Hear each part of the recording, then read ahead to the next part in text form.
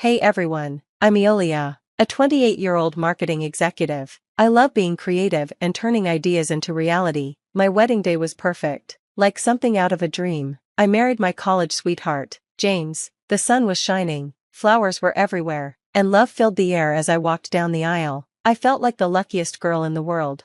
"You look absolutely stunning," James whispered as I reached him at the altar. I smiled back, my heart racing with excitement. "And you look incredibly handsome," I replied. The ceremony was beautiful, but I noticed James's father, Richard, sitting in the front row with a serious look on his face. He's always been a bit intense. At the reception, my best friend and maid of honor, Lisa, pulled me aside. "Girl, you did it. I'm so happy for you," she said. "Thanks, Lisa, I couldn't have done it without you," I replied, hugging her. As we mingled with the guests, I overheard Richard's golf buddies, Tom and Mike, making some inappropriate jokes. "Hey James, better enjoy the honeymoon while you can. It's all downhill from here," Tom joked, laughing and nudging Mike. I rolled my eyes, trying to ignore them, but James squeezed my hand to reassure me. Later, I noticed James's mom, Eleanor, hovering around Richard, always seeking his approval. It was a little unsettling to see how she listened to him for every little thing. "Eleanor, dear, get me another drink," Richard ordered. "Of course, honey, right away," she replied quietly. The best part of the reception came when my boss, Victoria, walked over to us with a gift. "Iulia, James, congratulations, I have a little something for you," she said, handing us an envelope. We opened it and were shocked. "Tickets to Bali." "Victoria, this is too much," I exclaimed. "Nonsense, you two deserve it. Go plan your dream honeymoon," she insisted with a smile. As the reception wound down, James and I found a quiet corner. "Can you believe it? We're married and going to Bali," I said excitedly. James pulled me close. "I can't wait to start our life together, Iulia, just you and me, no distractions." Little did we know, our perfect bubble was about to burst, but in that moment, all I could think about was the amazing future ahead of us. If only I had known what was coming, maybe I could have been more prepared, but hey, that's life, right? Full of unexpected twists and turns. As we said goodbye to our guests and got ready to leave for our temporary apartment, I couldn't shake the feeling that something was off. Maybe it was the way Richard kept looking at us or how Tom and Mike were whispering and laughing in the corner, but I pushed those thoughts aside. Nothing could ruin this perfect day, or so I thought. 2 days before our big trip, I was rushing around our apartment, checking things off my packing list. "James, honey, have you seen the Bali tickets? I want to put them in my carry-on." James looked up from his laptop, frowning. "I thought you had them." We tore the apartment apart, searching every drawer, every pocket. Nothing. Panic started to set in. "Maybe we left them at your parents' place?" I suggested, trying to stay calm. James nodded and called them. "Mom, it's James. Have you seen our honeymoon tickets?" I watched his face change as he listened, and my stomach dropped. "He did what?" James exploded. "Put him on the phone now." James paced the room, his face turning red. "Dad, tell me you didn't take our honeymoon tickets to Bali." I could hear Richard's loud voice through the phone. "Don't be dramatic. I deserve a vacation after paying for your big wedding. The boys and I needed a getaway." "Those were our tickets, our honeymoon," James shouted. "Oh please, you can go anytime. I had a small window with the guys. You'll understand when you're older," Richard replied. James looked at me, his eyes filled with anger and guilt. "Dad, you need to come back. This isn't right." "Don't be silly, we're already here. Make other plans. I'll bring you back a souvenir." The call ended, and James stood there, holding the phone, looking lost. "I can't believe he did this," I whispered, tears starting to fill my eyes. James pulled me into a hug. "I'm so sorry, Iulia, I don't know what to say." I pulled away, wiping my eyes. "What are we going to do?" James sighed. "I don't know, maybe we can book something else," but I could see the conflict in his eyes. He was angry, but not as angry as I was. The next day at work, I was still upset. As I passed Victoria's office, I overheard her on the phone. "Yes, the deal's off. Richard's company has been causing us nothing but trouble. I'm starting to wonder if they're playing by the rules at all." I froze. "Richard's company, James's family business?" Victoria spotted me. "Iulia, is everything okay?" I forced a smile. "I'm fine, just some honeymoon stress." Victoria gave me a sympathetic look. "Oh, sweetie, is there anything I can do?" I shook my head, though my mind was racing. What was going on with Richard's company? That evening, I talked to James. Honey, I overheard something at work about your dad's company. James tensed up. What about it? Victoria mentioned some problems, said they might not be playing by the rules. Do you know anything about that? I asked. James ran his hand through his hair. Dad's always been creative with business, but I'm sure it's nothing serious. But I could see doubt in his eyes. This was bigger than the stolen tickets, much bigger. James, we need to figure out what's going on, with the tickets, with the company, all of it, I said firmly. He nodded slowly. You're right, but, Iulia, this is my family we're talking about. I took his hand. I know, but we're family now too, and something isn't right here. As we sat together, planning our next move, I couldn't shake the feeling that our perfect life was about to get a lot more complicated, but I was ready to face it. No one messes with my honeymoon and gets away with it. With our honeymoon plans ruined, James and I tried to make the best of our time off, but the more we looked into Richard's behavior, the worse things seemed. We decided to visit Eleanor, hoping she might help. As we sat in her living room, she broke down, crying. I'm so sorry about your tickets, she sobbed. Richard, he's always been like this, controlling everything, especially the money. I reached out to hold her hand. Eleanor, has he always treated you this way? She nodded, tears streaming down her face. 4 years. He makes me feel so small, like I can't do anything right. James looked shocked. Mom, why didn't you ever say anything? I was afraid, she whispered. He threatened to leave me with nothing if I ever spoke up. My heart broke for her. This was worse than we thought. Later that week, my friend Lisa called, sounding upset. Iulia, I don't know how to tell you this, but I overheard something at the country club.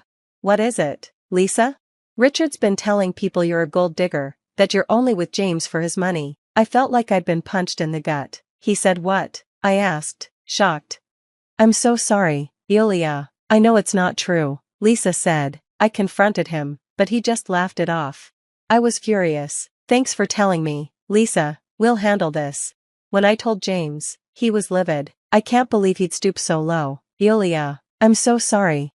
But the final straw came when James decided to dig into the family business finances. He spent hours looking through documents, growing paler by the minute. Iulia, he said, his voice shaking, my dad's been embezzling from the company for years.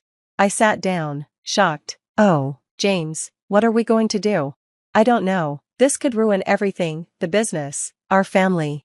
I took a deep breath. James, we have to stand up to him. This can't go on. He nodded slowly. You're right, but, he's my father. I know, honey, but what he's doing is wrong, to us, to your mom, to the business. We have to stop him. The next day, I confided in Victoria about what we had discovered. She listened carefully, her face growing serious. Iulia, this is very serious. If what you're saying is true, Richard could face some severe consequences. I know, I said, feeling a mix of relief and anxiety, but we can't let him keep hurting people. As we were planning our next move, we got word that Richard was back from Bali. He swaggered into our apartment as if nothing had happened. Kids, did you miss me? Bali was fantastic. You should really go someday, he said with a smirk, but his grin faded as soon as he saw our faces. James stood up, standing tall next to me. Dad, we need to talk. About the tickets, about how you've been treating Mom, about the rumors you've been spreading, and about the money you've been stealing from the company. Richard's face went white. For the first time, he looked scared. I squeezed James's hand, feeling proud. This was just the beginning, but we were in this together. Richard's toxic behavior was about to end, and he had no idea what was coming. Over the next few weeks, we put our plan into action. James and I worked tirelessly, gathering every piece of evidence we could find of Richard's embezzlement and shady business practices.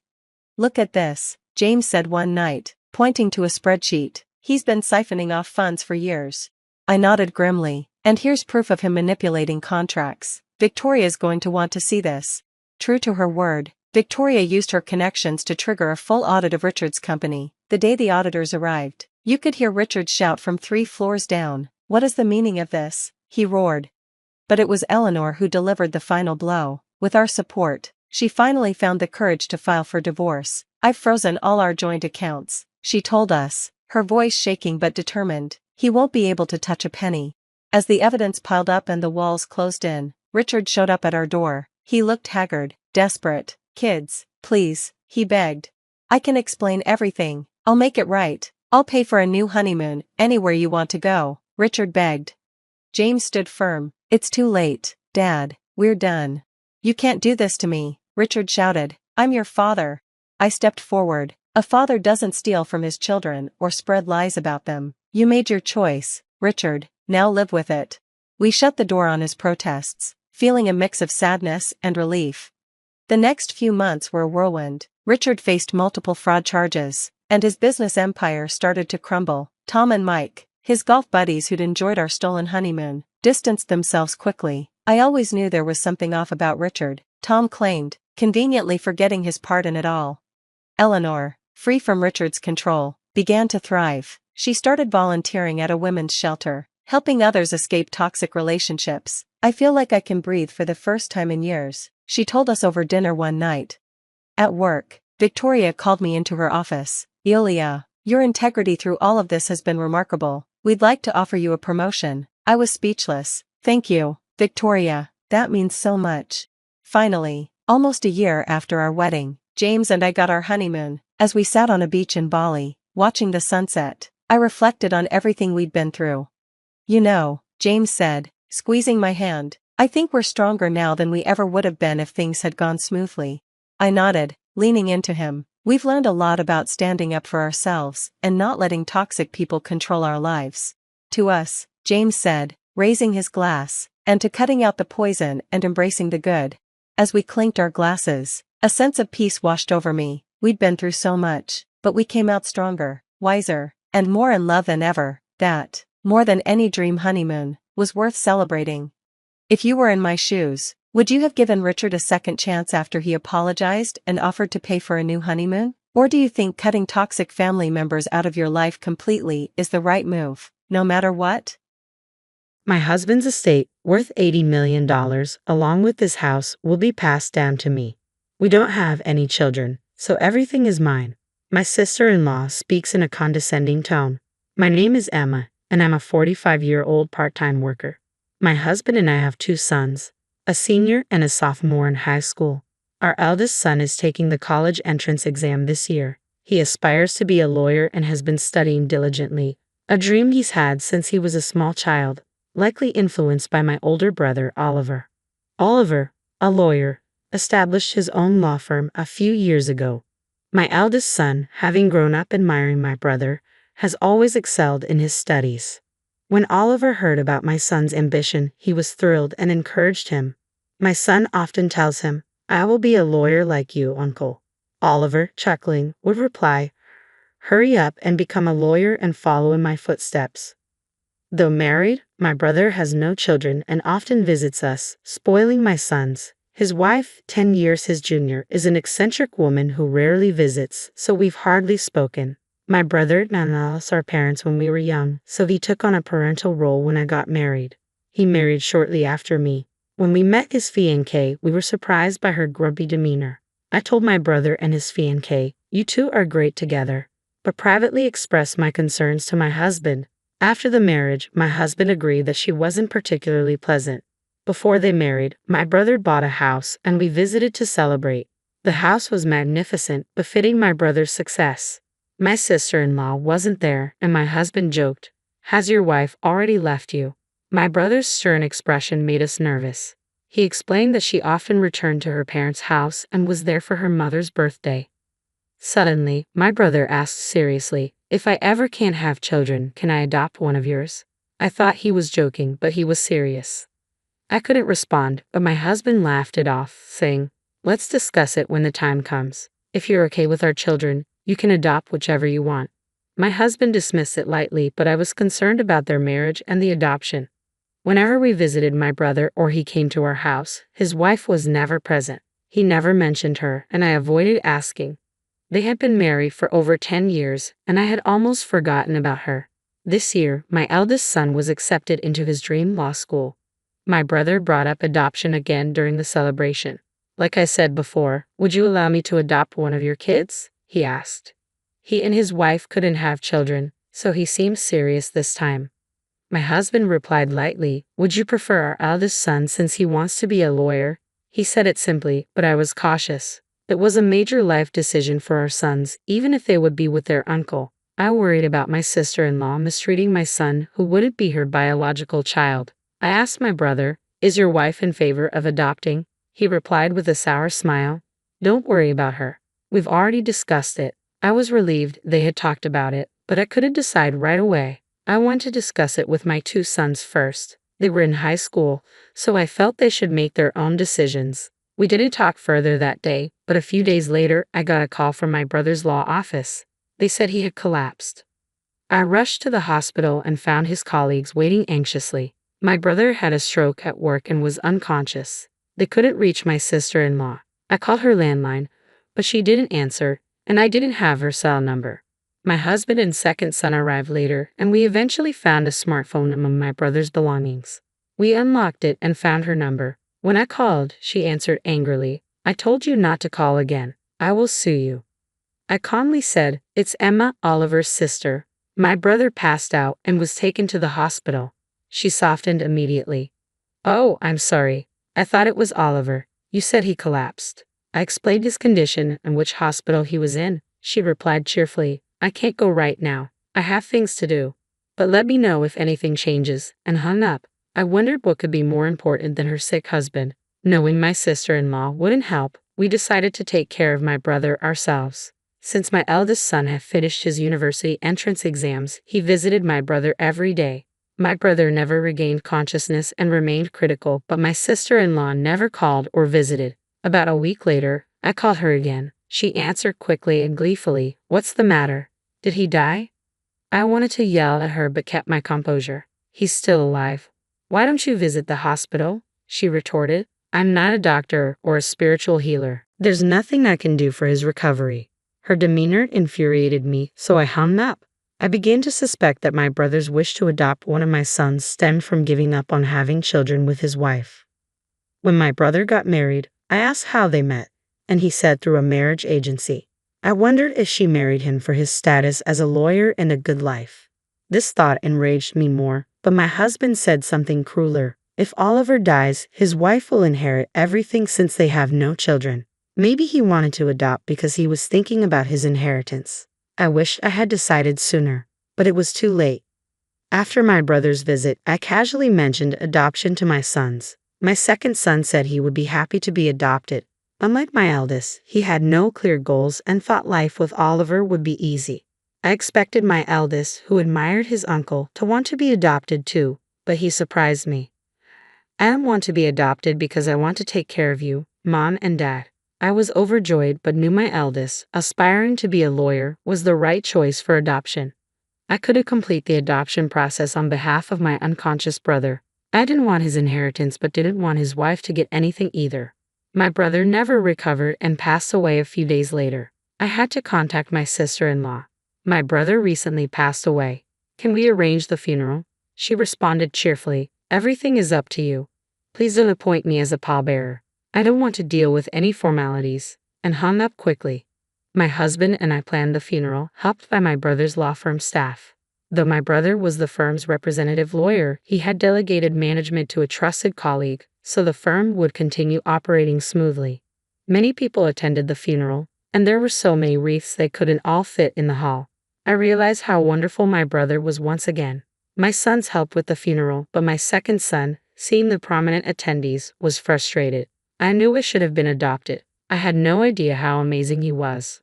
My husband and I understood his sorrow. I served as a pallbearer, but no one asked about my sister-in-law. My sister-in-law wasn't there, and no one mentioned her absence. I wondered if we were the only ones who knew my brother had married. My brother and his wife didn't have a wedding, only a honeymoon, so even our relatives might have missed it. Seeing what was happening now, I almost wished they had never married.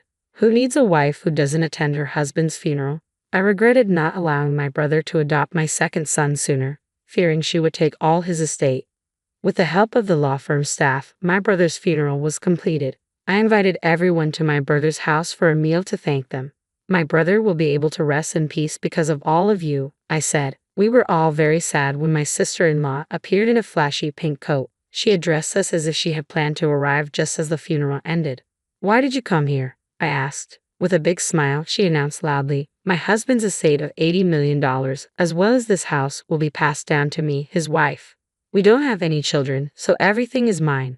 For some reason, her triumphant statement made my brother's subordinates laugh. We looked at them, confused. My sister-in-law glared and yelled, "What exactly are you laughing about? You're so impolite." One of the lawyers, smirking, responded, "We know you're officially divorced. We all knew the result of your divorce settlement the day before he collapsed." I exclaimed, "What? You were divorced?" My sister-in-law stared at the lawyer who had revealed the truth with a terrifying expression. When she clenched her teeth, another lawyer started talking. "I also heard that you were charged alimony in conjunction with your divorce because your affair caused it. It is inevitable." My sister-in-law yelled, "I'm not required to pay alimony, am I? I no longer have anyone to pay." She spoke mockingly, but the lawyer quickly retorted, "The right to alimony will also be inherited, so you will have to pay it to Emma. She's the inheritor." For the first time, I realized I was my brother's sole inheritor, as our parents were gone, and I was all that was left. My sister-in-law seemed to realize this too, and looked at me with a horrified expression, causing me to step back. Still unconvinced, she yelled, "Don't I get half of the estate now that the divorce is settled?" A dismayed lawyer responded, "Didn't Oliver give you money when the divorce was finalized? I have a receipt certificate. He also purchased the house before the marriage, so it is not subject to property division." I enjoyed watching her being lectured by the lawyers. She recalled something and chatted while laughing a little. "There's life insurance. I should still be the beneficiary." She impressed me with her attitude, acting confidently despite everyone being against her. She said she had changed the beneficiary of Oliver's life insurance to herself. However, the lawyer quickly denied this. "Oliver is a firm man. I think he changed it when the divorce was finalized." I searched my brother's belongings and found the life insurance policy. When my sister-in-law saw it, she snatched it from me and impatiently looked at the beneficiary. She dropped her shoulders in disappointment and handed the certificate back to me. The beneficiary was me. Realizing she was getting nowhere, she yelled, "I married a lawyer because I thought he was wealthy, but I've only got a little money, and now I have to pay alimony. This is a huge mistake." The lawyer replied grimly. Oliver said the same thing. He regretted taking advice from a marriage counselor and bemoaned that he had made a huge mistake. My brother had never said anything like that to me, but he had always been truthful with his colleagues and subordinates. Unable to refute anything, my sister-in-law stormed out of my brother's house. She would have to pay alimony in installments, but she didn't have a job. She began looking for one quickly but quit immediately. She re-registered with the marriage counseling agency, looking for a wealthy man to make quick money. She found one and cheated him out of his money, but he caught on and reported her to the police. She was arrested for marriage fraud, according to the lawyer who worked at my brother's firm. No alimony was ever paid to me, and when I went to see the lawyer about it, he told me, now that she has been apprehended, alimony payments may be impossible to obtain for the foreseeable future. Alimony wasn't something I was interested in. I was more interested in seeing her suffer a terrible fate, and I believed my brother would agree. I hoped the police would investigate her thoroughly and charge her as a felon. My family moved into the house my brother left behind after unexpectedly inheriting his property. My husband and sons were ecstatic to live in a big house after previously living in an apartment. My eldest son was studying law harder than ever before. Observing my brother's colleagues and subordinates argue with his sister-in-law made him yearn to be a lawyer. Though he was never adopted, I hoped he would carry on my brother's legacy and become a great lawyer like him. My second son, however, was upset and disappointed that I inherited my brother's entire estate. He half-jokingly said, "I wish I was adopted by uncle so I could have inherited everything." My name is Emily Davis and I am 21 years old. After graduating from culinary school, I began working at the coffee shop my parents own and operate. We have many regular customers and I absolutely love this beloved spot in our town. I have tremendous respect for my parents who have run this shop for so long. Although working while studying was more challenging than I thought, I was satisfied with my fulfilling daily life. However, a call from Bob disrupted this routine. The call came out of the blue. My wife had an accident. Bob sounded unusually flustered over the phone. Although my parents and I didn't know the details of the accident, we were deeply worried about my sister-in-law. Bob asked us to look after his children while he was at the hospital, and we readily agreed. My nieces and nephew are still quite young and need a lot of attention. Before heading to the hospital, Bob brought the two children to our coffee shop. They seemed bewildered by what was happening, but I welcomed them into the shop to reassure them.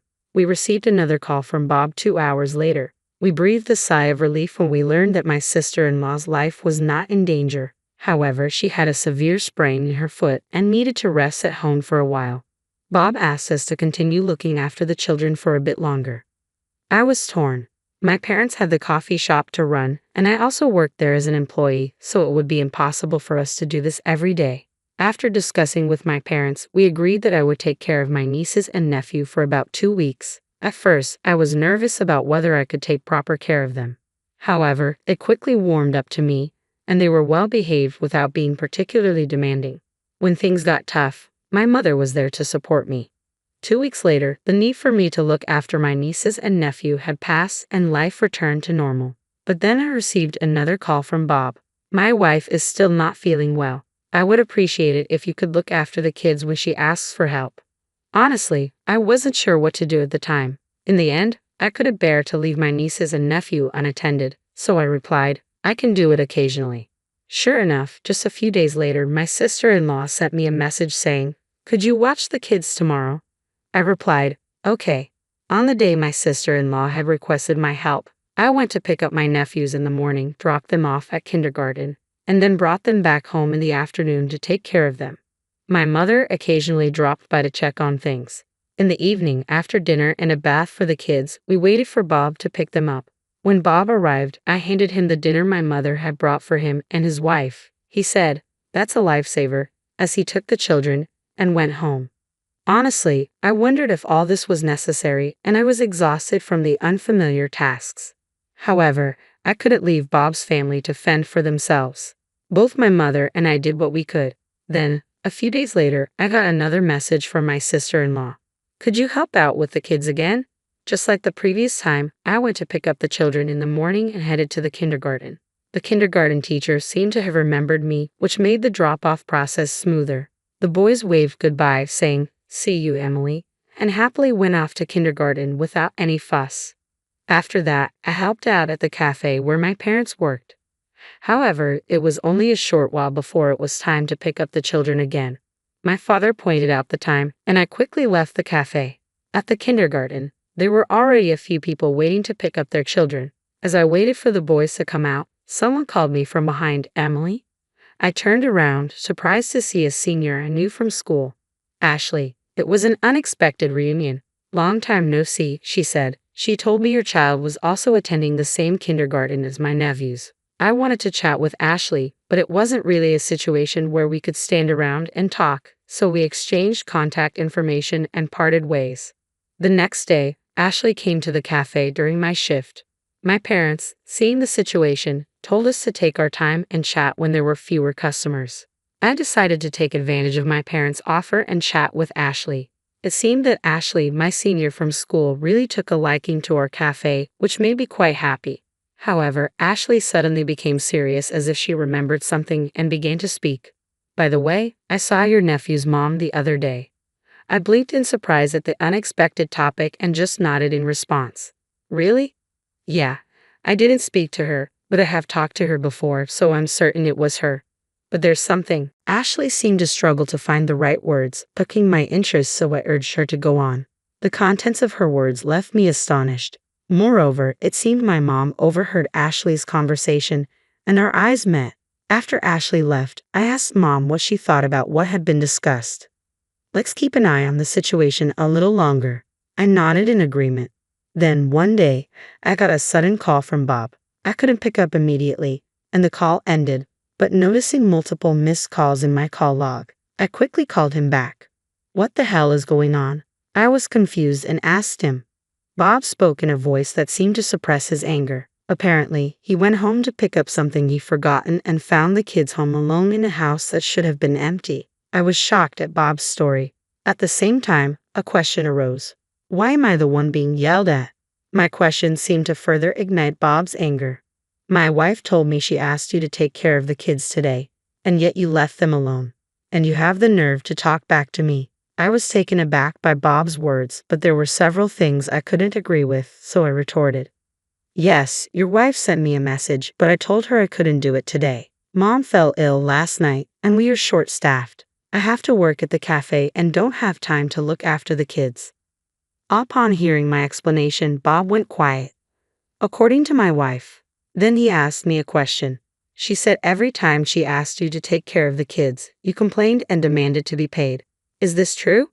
I couldn't help but raise my voice in the middle of the conversation. What? I've never said anything like that. I've never explicitly asked for money. I've spent on the kids and Mom should know that too. If you have doubts, why don't you ask her? When I retorted in an angry tone, Bob fell completely silent. Then he muttered, so what was that story about the money my wife was talking about?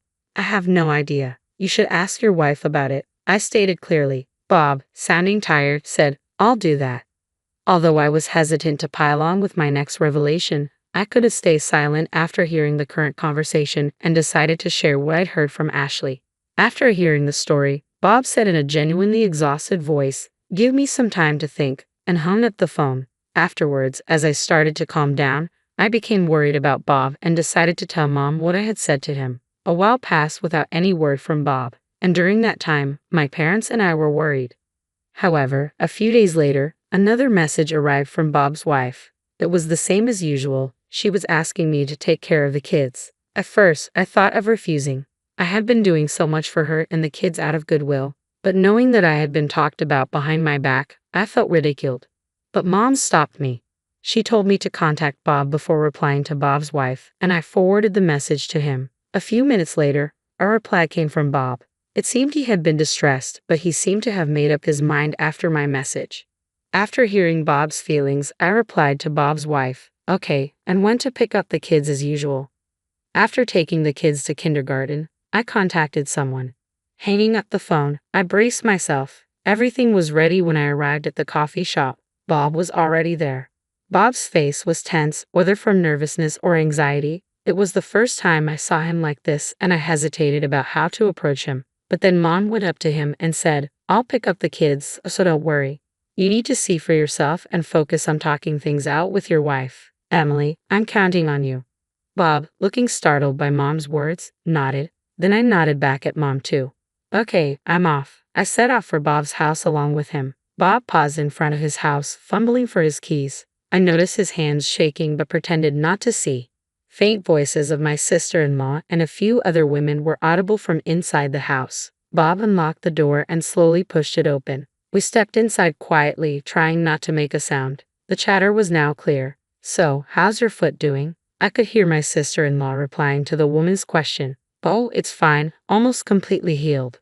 Oh, I knew it. I thought the strange feeling I had recently seemed to be resolved. For a moment, I was distracted, but I snapped back to attention to focus on what my sister-in-law was saying. But once it's fully healed, my husband will probably find out, and I won't be able to laze around like I can now. Oh right, your sister-in-law and her parents are looking after the kids, aren't they? How lucky. Yeah, really lucky that Emily isn't married. I'm so grateful to have an unemployed single homebody living at home. Hearing my sister-in-law's words, I felt my body getting hot with anger. I had suspected that we might be being exploited by my sister-in-law, but I hadn't imagined she would think this way. I reached my limit, burst open the door to the living room, and stormed in. My sister-in-law looked shocked when she saw me. I glared at her and said, yes, I'm not married and I'm living at home, but I'm not exactly idle. I thought we were helping out because you guys were in trouble. I didn't think you would talk about it like this. But my sister-in-law seemed more interested in why I was here and how I got into the house. She looked at me and said, well, why are you here? How did you get into the house? I felt a tap on my shoulder and stepped back. When she finally noticed Bob, her eyes widened. In a voice as cold as mine, if not colder, Bob said, I let us in. You've been lying to me all this time. You're the worst. You've been using the money I gave you for yourself instead of giving it to Emily, haven't you? My sister-in-law turned as white as a sheet. I approached my sister-in-law's friends and told them it was time to leave. Everyone left with awkward expressions on their faces. Among them, there was one person who made eye contact with me as she left. That was Ashley. Ashley had previously had interactions with my sister-in-law. However, Ashley seemed to have some concerns about my sister-in-law's recent behavior, and when we unexpectedly met again, she offered to help with the situation. Once all of the friends left, my sister-in-law began to talk, crying. To make her story short, this was her excuse. Ever since the birth of their second child, taking care of the kids became increasingly difficult. Bob was always busy with work and couldn't help with childcare or housework, which was tough. When she got injured, my mother and I began to help out, and things got a lot easier. Because of this, she ended up relying on us. About the money Bob gave her, she hadn't had any disposable income since getting married, and she couldn't resist using the money because of this. Frankly, I wasn't convinced by my sister-in-law's excuses. Perhaps sensing my feelings, Bob suggested it was time to leave for the day. I took his advice and left Bob's house. When I got home, my mother was waiting with a worried look on her face. It seemed like my dad was looking after my nephews, so I took this chance to explain everything to my mother. She made a complicated expression and said, "I see. It's a problem between those two now," and went back to my nephews. I followed her. My nephews, who knew nothing of the situation, greeted me with smiles and called out, "Aunt Emily." Although I felt a complex mix of emotions, I did my best not to show it on my face and responded to my nephews. Several hours later, Bob returned home. He said he would be staying at our parents' house for the night. My mother, seeming to understand Bob's thoughts, merely responded with, "I see." After putting his kids to bed, Bob explained his decision to our parents and me. "I won't divorce her this time, but if she repeats the same mistake, then I'll consider divorce. Emily, I'm sorry for what you've been through. And you too, Mom." "No, it's okay, but are you sure that's what you want, bruh?" Worried about the relationship, I asked Bob. He nodded and said, "Yeah. After talking to my wife, I realize I'm partly to blame too. We've decided to give it another try together." I asked Bob what he meant. He said, "I'd been all about work and never really paid attention to my wife. I also left the kids entirely up to her. I now realize that this may have put undue pressure on her, and I've been unfair to our kids. I should have spent more quality time with them." Listening to Bob, I honestly had mixed feelings, but Mom said, "I get it. As an individual, it's hard to forgive what your wife did to us. But as a wife and a mother, I can't say I don't understand the feelings at all. If this is the decision you both have made, I won't oppose it, but make sure you don't involve others in your problems again." At Mom's words, Bob nodded, biting his lip. Since then, neither Bob nor my sister-in-law has asked anything of me. I haven't seen her even once. It must be awkward for her to face me.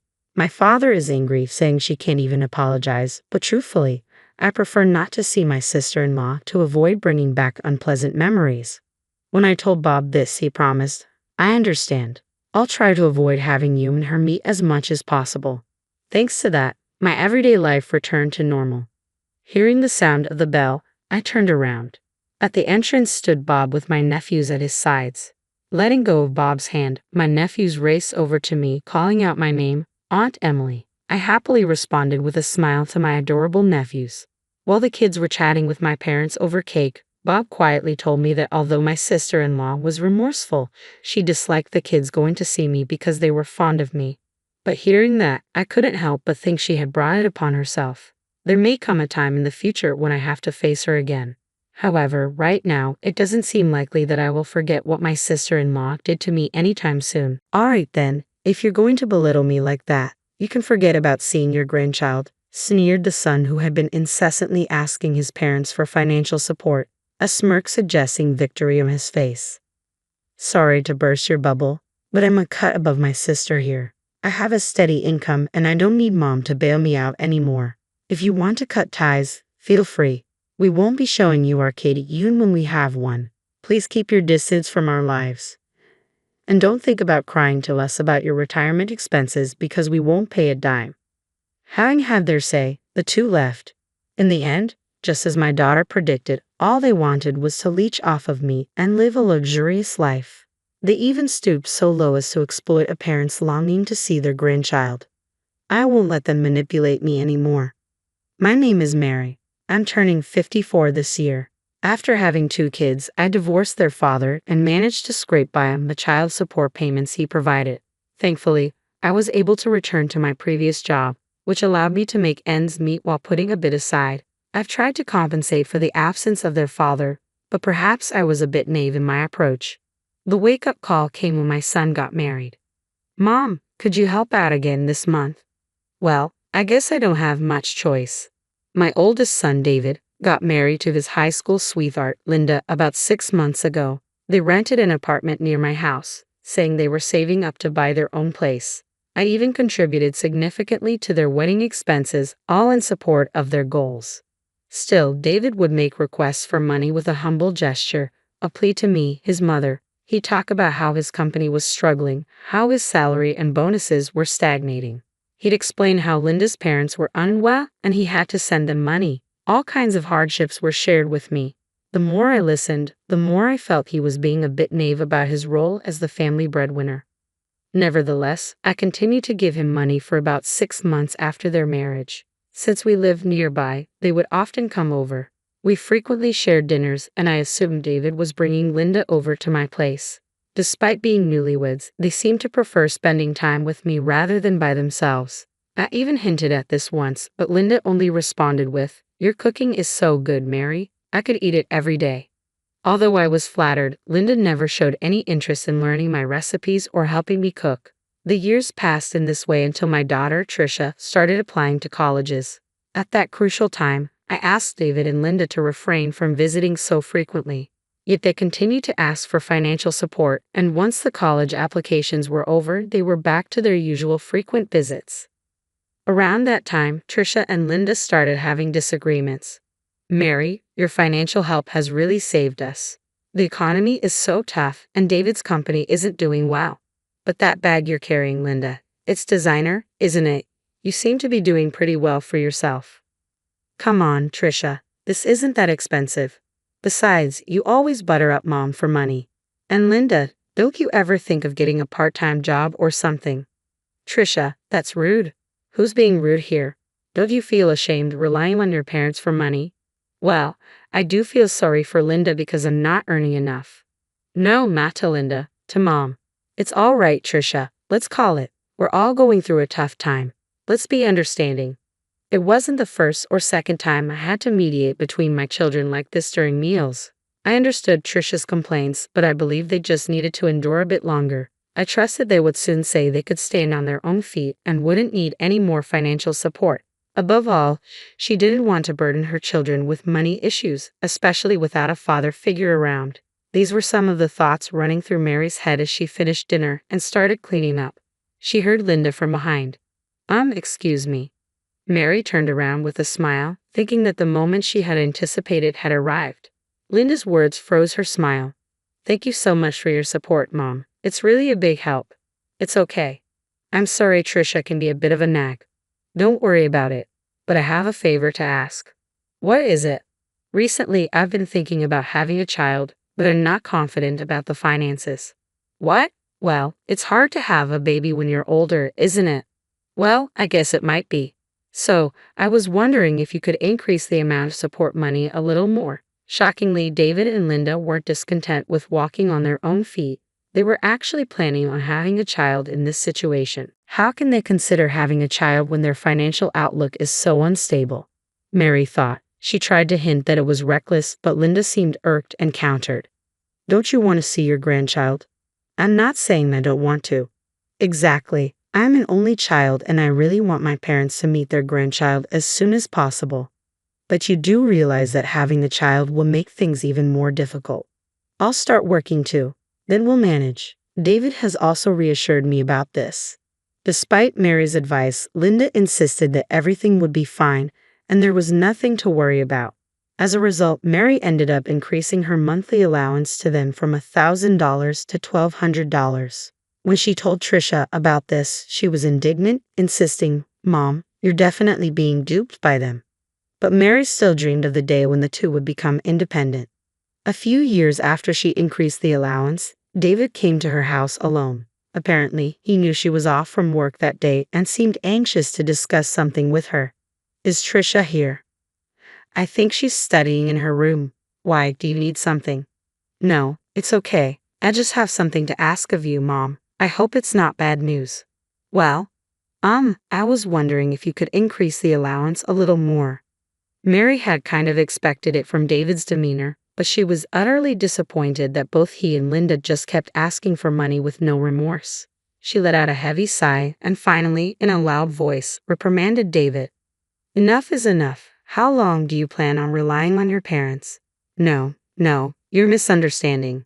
Linda has been getting tests done at the hospital. Is Linda sick?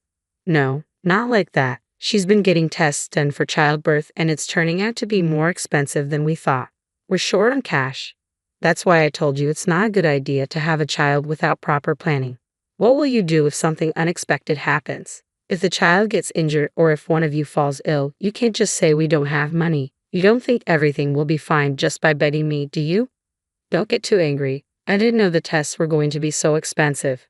Isn't that odd? Mary turned around at the sound of the sudden interjection to find Trisha, who had seemingly been in the living room for a while.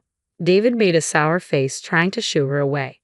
But Trisha stopped him from saying anything and approached him. What kind of tests are you talking about for childbirth? If she's pregnant, can't you check it with a pregnancy test? What test is it? I don't know. Linda went alone. I just heard we don't have enough money. Why did you let Linda go to the hospital alone for such a serious matter as childbirth? Normally couples go together to listen to the doctor, don't they? David, you have the day off today, right? Don't butt in. You're just a kid who knows nothing about pregnancy. The one who doesn't understand what even a kid does is you, David. There was some arguing, but David couldn't refuse Trisha's points and reluctantly left. Well, I thought Trisha had a point. I told her, isn't it okay to cut them some slack considering their situation? She sighed at me. Mom, are you serious? What do you mean? They just want money. Their reasons are surely fabricated. Why would you say that? Unable to hold herself back, Trisha went back to her room and returned with her smartphone. She showed me several pictures. It was Linda's bag. Linda claimed it's a cheap one, but I think it's real. She made fun of my bag, saying it's pathetic, and laughed. This bag costs $1,200. That's the same as the monthly allowance. Yeah, and it's a high-end brand. And no matter how cheap it is, she had a different bag each time she came over. I think she's just spending the allowance on these kinds of things. You might be right. Linda did have a lot of different bags. She was laughing behind your back, calling you a fool for not noticing. You wouldn't know. Then Trisha showed me a recording. It was a conversation between Linda and Trisha, recorded when I was at work and Linda had come over to the house. Trisha, I know you don't carry anything but cheap bags and you're not interested in money, right? Could you ask your mom to increase the amount she's sending to me? Didn't you say something like this before and got some money from mom? Just an additional $200 isn't enough. Is $1,200 okay? She thinks she's taking care of her son and his dreams for just $1,200. She could at least give us more since she might get to see her grandchild. How audacious. Don't you understand it's better for the world if young people spend the money instead of the old hoarding it? Hey, Mom. Are you still going to keep sending them money after they said all this? Her voice was unmistakably clear. Trisha had secretly recorded their conversation on her phone that was stashed in her pocket. Upon hearing it, I felt both disappointed and deeply sorry for Trisha. She had been exposed to her brother and his wife begging their own mother for money. It was a wake-up call. I need to talk with David and Linda. I'm glad. If you're gonna do that, I'll help you however much I can. Thank you. The next day, I invited the two of them to my house. Linda arrived with one of those $1,200 bags in her hand, her face beaming with delight. Trish and I sat down with them at the living room table. I'm going to stop sending you money. What? What are you talking about? We can't handle this kind of surprise. That's right, mother-in-law. My medical expenses are piling up and it's really causing me trouble. Why don't you just save your money instead of buying those expensive bags? Linda, who initially tried to be humble and gain my favor, sighed heavily as if she had been wronged when I mentioned the bag. Don't you want to see your grandchild? I would feel sorry for the child being born to such irresponsible parents. Are you saying that even though your son is in trouble, you're not going to help us? I've been helping you enough. I've been sending you money for 10 years now, David. You should stop this already. It was you? You must have said something to Mom. Trisha has nothing to do with this. It's my decision based on your behavior. As I firmly stated this, David and Linda fell silent. Seeing this, I felt relieved that we could end this after a decent conversation. But then David laughed in a mocking tone and started shouting at us.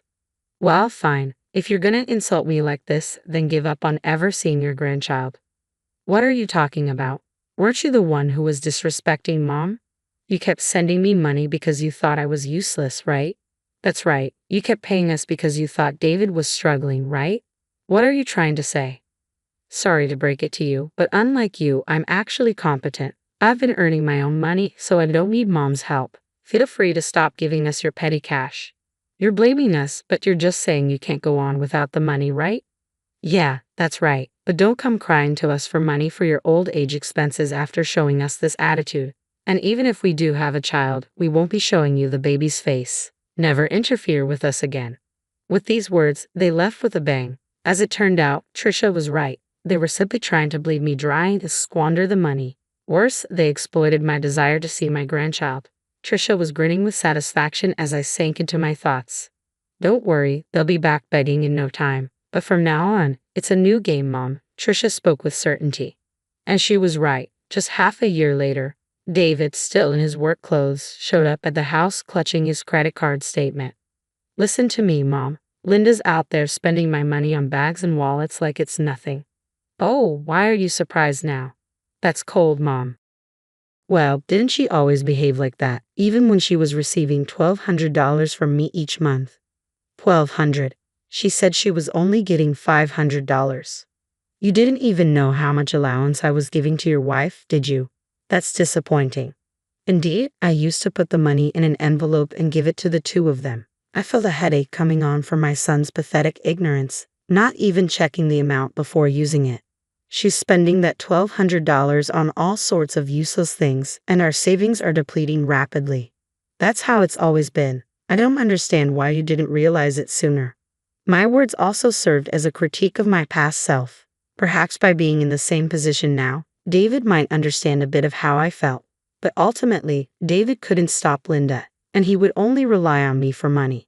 There was nothing I could do for my son, who complained and lashed out without a hint of apology.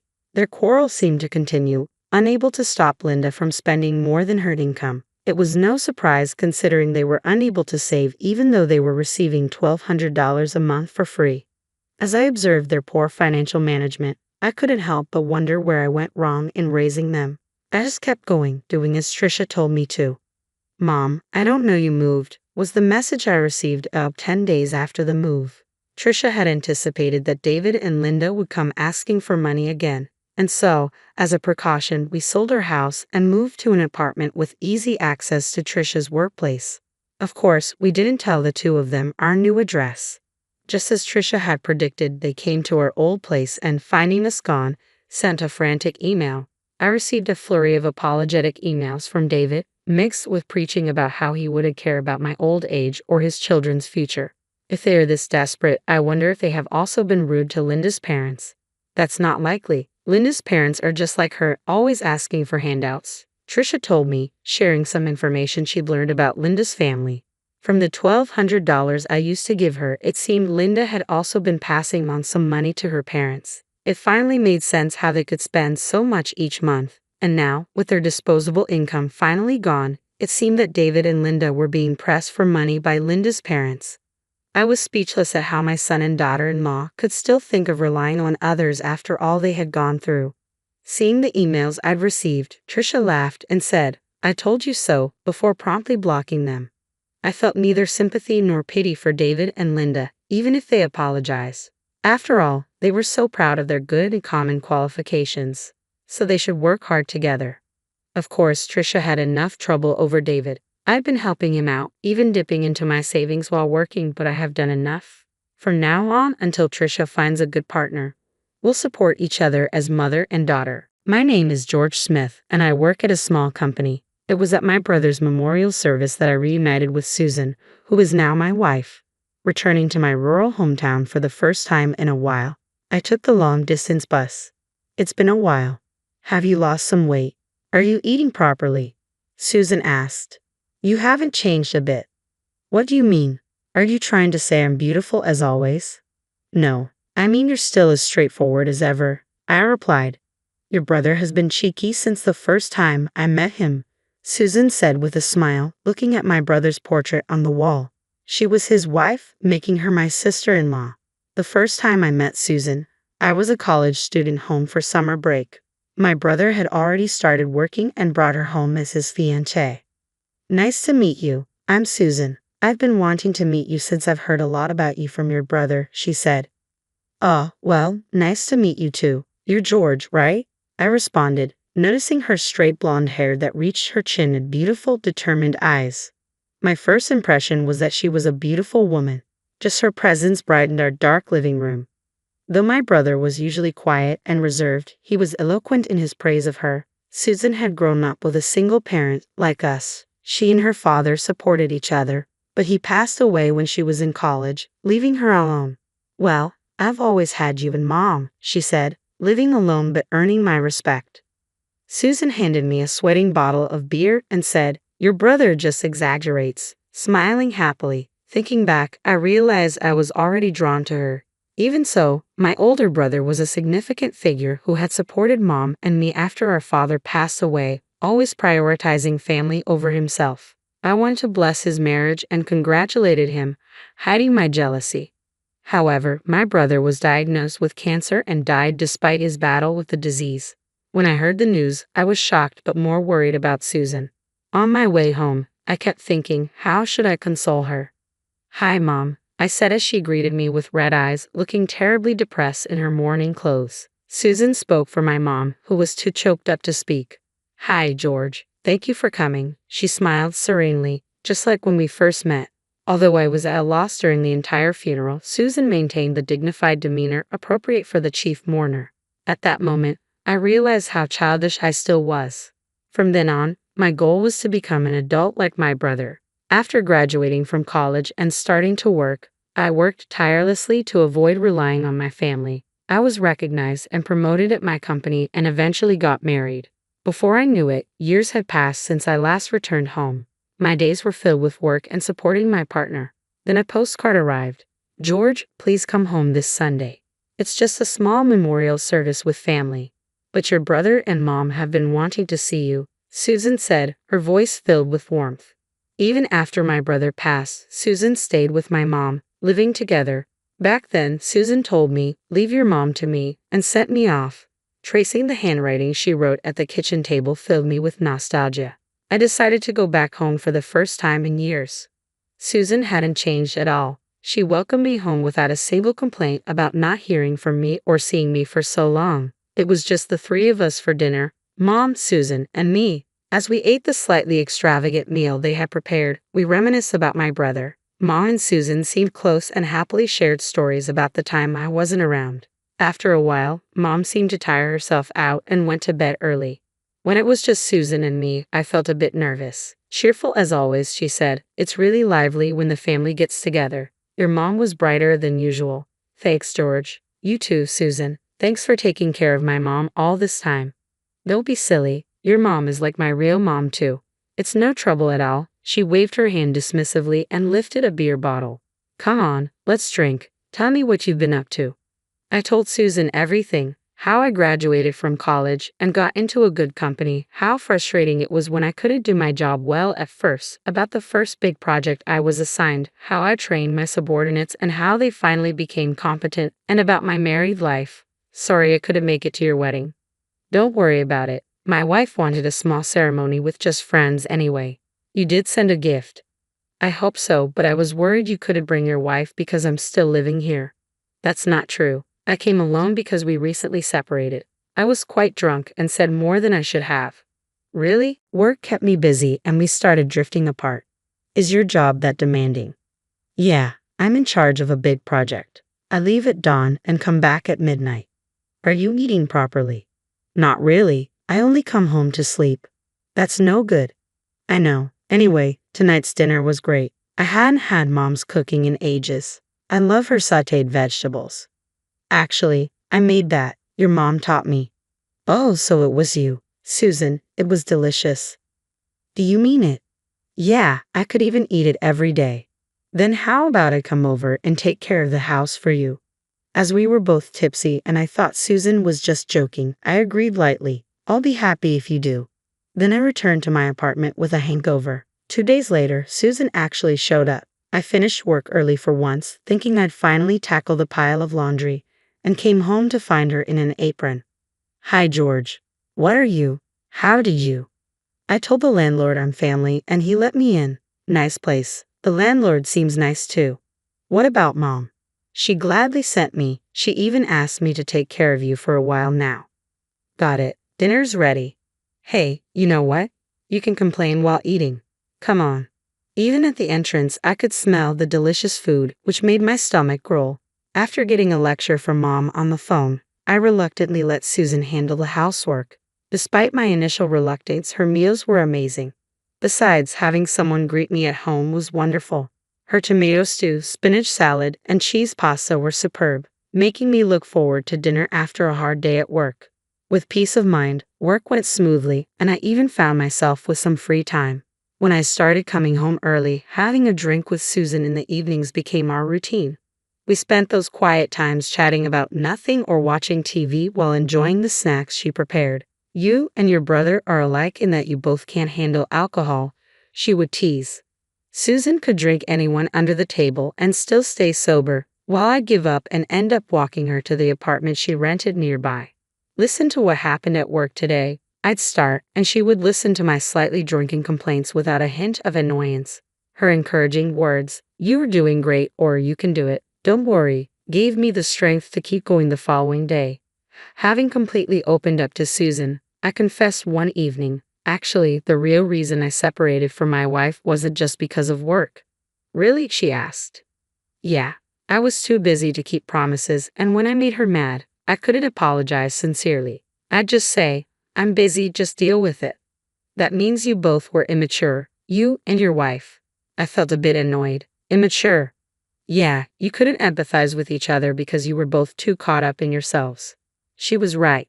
Seeing my silence, she added with a gentle look, "But you're different now, right? You're kind enough to walk me home even when you're tipsy. You're a thoughtful and caring person." My husband was quiet too, but he was kind. He'd say, "You're strong, but you don't have to pretend when I'm around. Lean on me when you need to." From the moment I met Susan, I thought she was an adult who handled everything effortlessly, but she had her own vulnerabilities and had been living on edge without any family to rely on. Seeing that new side of her, I felt a strong desire to protect her for my brother's sake too. The following day, I worked hard to finish on time. Seeing my determination, my younger colleague seemed surprised and offered to help. "George, what's gotten into you?" "Oh, nothing. I'm curious now. I might not be very reliable, but please tell me what I can do for you." "When I was a newbie and clueless, I made a huge mistake and you apologized on my behalf. Since then, I've wanted to be useful to you." I was deeply moved when my younger colleague, whom I had been looking after since he was new, said that to me. "Actually, I'm going to confess my feelings today." "Confess to who?" "To my late brother's wife, my sister-in-law." I explained about reuniting with Susan. "That's complicated, but you're a mature and great guy. I'm sure it'll work out." I realized I was unknowingly comparing my ex-wife to Susan, trying to act grown-up and getting stubborn. "You called me mature, but I think Susan sees me as a kid." "What are you talking about? Men are always treated like kids by women. I have a sister, so I know. Sometimes I think she still sees me as a grade schooler." "You were kidding. Susan wouldn't think I'd be that young." "Don't worry, I'm sure she loves you." "Hey, stop talking nonsense." "Don't worry, I'll handle the assignment due tomorrow, so go home early." Although I thought he was cheeky, I couldn't wait any longer and left work in a hurry. "All right, I'm counting on you." I ran home as fast as I could, eager to see Susan and tell her how I felt. "Wow, you're back early." Out of breath from running, I couldn't utter a word. Though puzzled by my breathlessness, Susan smiled warmly. "Since you're home, let's have dinner and some drinks," she said, taking my bag. "Listen to me," I tried again, but Susan was busy preparing dinner. "What did you say?" "Let's have this good wine I found." "Susan, could you please listen to me?" When I called her name, she looked startled. "What's the matter, speaking so formally?" "Well, tell me while we drink." Seeing my serious expression, she looked vulnerable. "Sorry for scaring you." I calmed myself and stood right in front of her, carefully not to frighten her. "Before we start drinking, I want to say this. Susan, thank you for everything. I've been able to work hard because you're here. Coming home to you makes me truly happy. Yesterday, you said I'm still a kid, and you're right. Compared to my brother, I'm still far behind. But I love you, Susan." "Are you serious?" "I want to protect you for my brother's sake too." When I confessed, Susan started to cry. Seeing her in tears made me flustered because she was usually so strong-willed. Oh, sorry, did I upset you? No, I love you too, George. Nothing drastically changed, but Susan and I became a couple. If anything changed, it was that we started going out together on weekends. We went to movies and shopping. I learned that Susan didn't like taking the bus alone. One time in college, I overslept and ended up at an unfamiliar bus stop. I panicked and got on the wrong bus in the opposite direction. It was late and I was really scared, thinking I couldn't get home. I had no one to call to pick me up, and I cried at the dark bus stop. It's okay now. If you get lost somewhere, I'll pick you up. Thanks, George. Susan looked so relieved, almost childlike. Our relationship was going well, but during the critical phase of my project, I made a mistake. I had promised to have dinner with Susan, but a meeting ran late and I couldn't contact her for 2 hours. When I checked my phone, there were missed calls from her. Susan, I'm swamped at work and can't make it tonight. Isn't there something you want to say to me? I was worried because I couldn't reach you. I told you I was busy. I'm hanging up now. Sensing she was about to lecture me, I abruptly ended the call. Looking at my phone, I saw messages from her. What's wrong? Are you okay? Are you sick? Please call me. Her messages were filled with concern, which struck me. She had expressed worry on the call too. I was shocked at my own mistake. What should I do? The more I thought about apologizing, the less I knew how to do that. I missed the timing completely. I feared our relationship might end up like my previous marriage. Just thinking about that made me freeze up, leading me to avoid contact with her for several days. Then one day, I came home to find Susan waiting for me. Standing by the door, she greeted me as usual. Hi, George. Seeing me avoid eye contact, she suggested, how about going out for a drink? Maybe you can apologize then. However, I was filled with shame and replied stubbornly, you don't need to take care of me like this, acting as if we were back to just a pre-relationship dynamic. This time only she said cheerfully, you know I'm strong-willed. I wouldn't do this for anyone else. You're special. Okay, I'm giving you a special pass. Her hands were tightly clenched and trembling. I was taken aback. How much had Susan worried about my silence? Just knowing someone will pick me up makes me feel secure. Why hadn't I noticed her vulnerability hidden in those words? Even though I said I wanted to protect her for my brother's sake too, I hadn't been doing that at all. I'm sorry, Susan. Please forgive me. Of course, I forgive you. Thank you for apologizing. Hearing my words, she laughed and cried at the same time.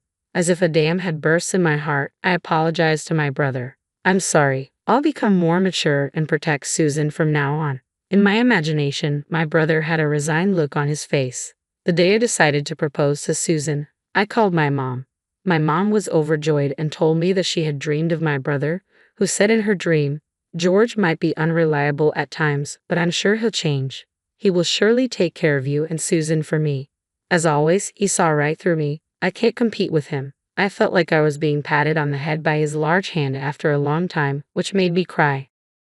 Please watch over me from heaven. I addressed my brother in heaven. From now on, I'll walk through life with Susan. I might not be able to become like you, but I'll live my life responsibly, both at work and at home, in order to make Susan happy, the woman I love. So don't worry. After I hung up the phone, Susan asked, is your mom doing well? Yeah, she's doing great. By the way, Susan, there's something I want to ask you. Want to come over to my place? Those were the words that started it all between the girl and me. She really looked like she was just sleeping.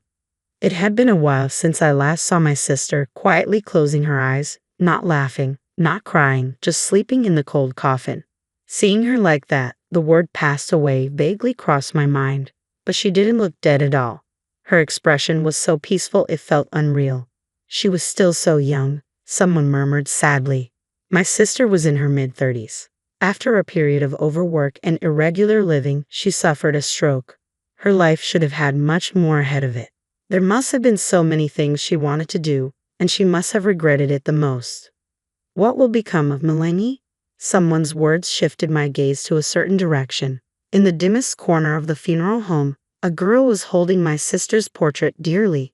That was Melanie, my sister's only daughter. My sister married young and had a child, but her happy marital life didn't last long, and she soon divorced. Is she going to be okay on her own? Back then, our parents were very concerned about her, suggesting she should come back home because of her job and the child from her former husband. Yet she declined with a smile. I'm fine, leave it to me. Even now, thinking back, that line was very much like her.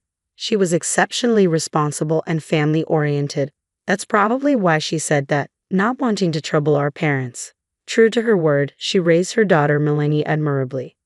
I hadn't seen Melanie since she was little because my sister was always so busy. When I saw Melanie again after such a long time, she was already a high school student, and I was amazed at how quickly she had grown. What will Melanie do now? Thinking about her future made me feel anxious as if it were my own business. Mom, what's going to happen to Melanie now? In fact, she's going to a facility. What? I couldn't grasp the words immediately. It might have been the obvious course of action, but given Melanie was already alone and probably feeling lonely, being in an unfamiliar place could make her feel even lonelier. She must have cried a lot. Her eyes were red and swollen, her slender body shaking slightly as she hugged my sister's portrait tightly. Seeing Melanie and my sister's smiling face in the portrait made me want to help her, and before I knew it, I was walking towards her. "What are you doing, Carl?" I heard my mother's voice calling me, but I couldn't pay attention. "Melanie," I stopped in front of her and called her name. She slowly looked up and stared back at me. "Carl," she said, her voice trembling as if she were about to break. I bent down to meet her gaze and spoke gently. "Melanie, if you want, would you like to come to my place?" "Really?" Hearing my words, her eyes widened. "Carl, what are you saying?" My mother hurried over and grabbed my shoulder. I reassured her and continued, "If you really want to go to a facility, then that's fine. But if not, come stay with me." While saying that, I suddenly remembered my sister's dazzling smile that I had seen since I was young. I wanted to protect this girl for my dearly beloved sister's sake. Melanie was staring at my outstretched hand, hesitating. I waited, not rushing her, letting her make the choice. "Yes, I'll go," she said, looking at me with a determined gaze as she gently placed her hand in mine. If Mom could see this, she'd definitely cry. Yeah, I think so too. After that, we convinced my mother and the relatives, and I went back to my house with Melanie. As soon as we entered the room, Melanie sighed with a look of disbelief, glancing around my room.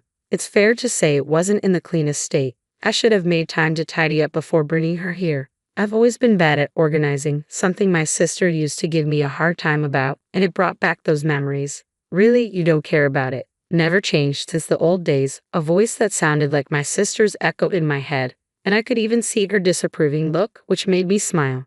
As I saw Melanie's face, thinking how much they were like mother and daughter, she said, "Carl, don't just stand there. Let's clean up." At that moment, Melanie handed me a trash bag, and I took it, snapping out of my reverie. "Right, let's get to it." After about 30 minutes of cleaning together, the room, having been a mess, was quickly tidied up. Then we decided to have a late dinner. Opting for simplicity, we ate the junk food I bought on the way home, which Melanie seemed to enjoy, having not eaten it in a while. "So what should we think about beginning this new life? Can you commute to school from here?" "It's just a different bus route, so I can commute." I was worried that bringing her here on our whim might inconvenience her, but knowing that eased my concerns. Besides getting a new bus pass, the real challenge starts now. "Is there something wrong?"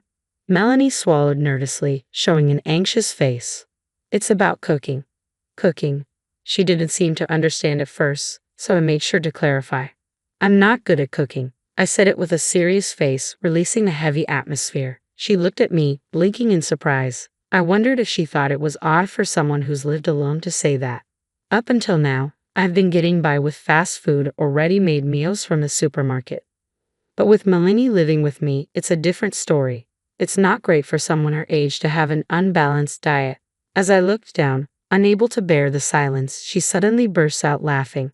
I hesitantly looked up, and she was shaking with laughter. "This is a big deal for me, you know. Eating boxed meals every day isn't really good, right?" "I know that's true." Her continued laughter made me feel embarrassed, yet seeing her smile like that was somewhat reassuring. Mom was right. "What do you mean?" "Mom used to say a lot. Carl is kind and decent looking, but when it comes to cooking, he's really hopeless."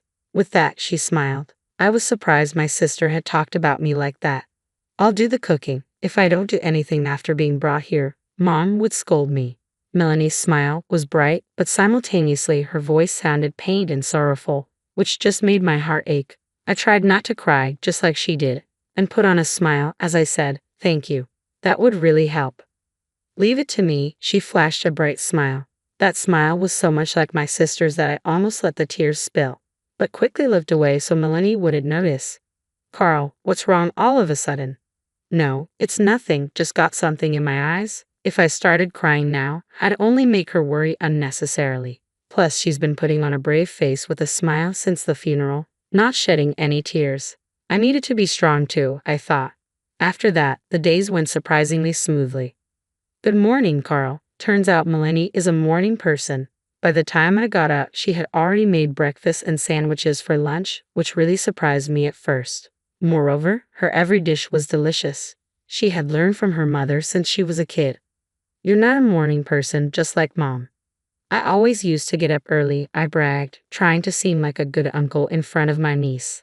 Actually, not always, but I wanted to impress her a bit. Melanie was not only good at cooking but seemed to be skilled in all household chores, teaching me various things on days off.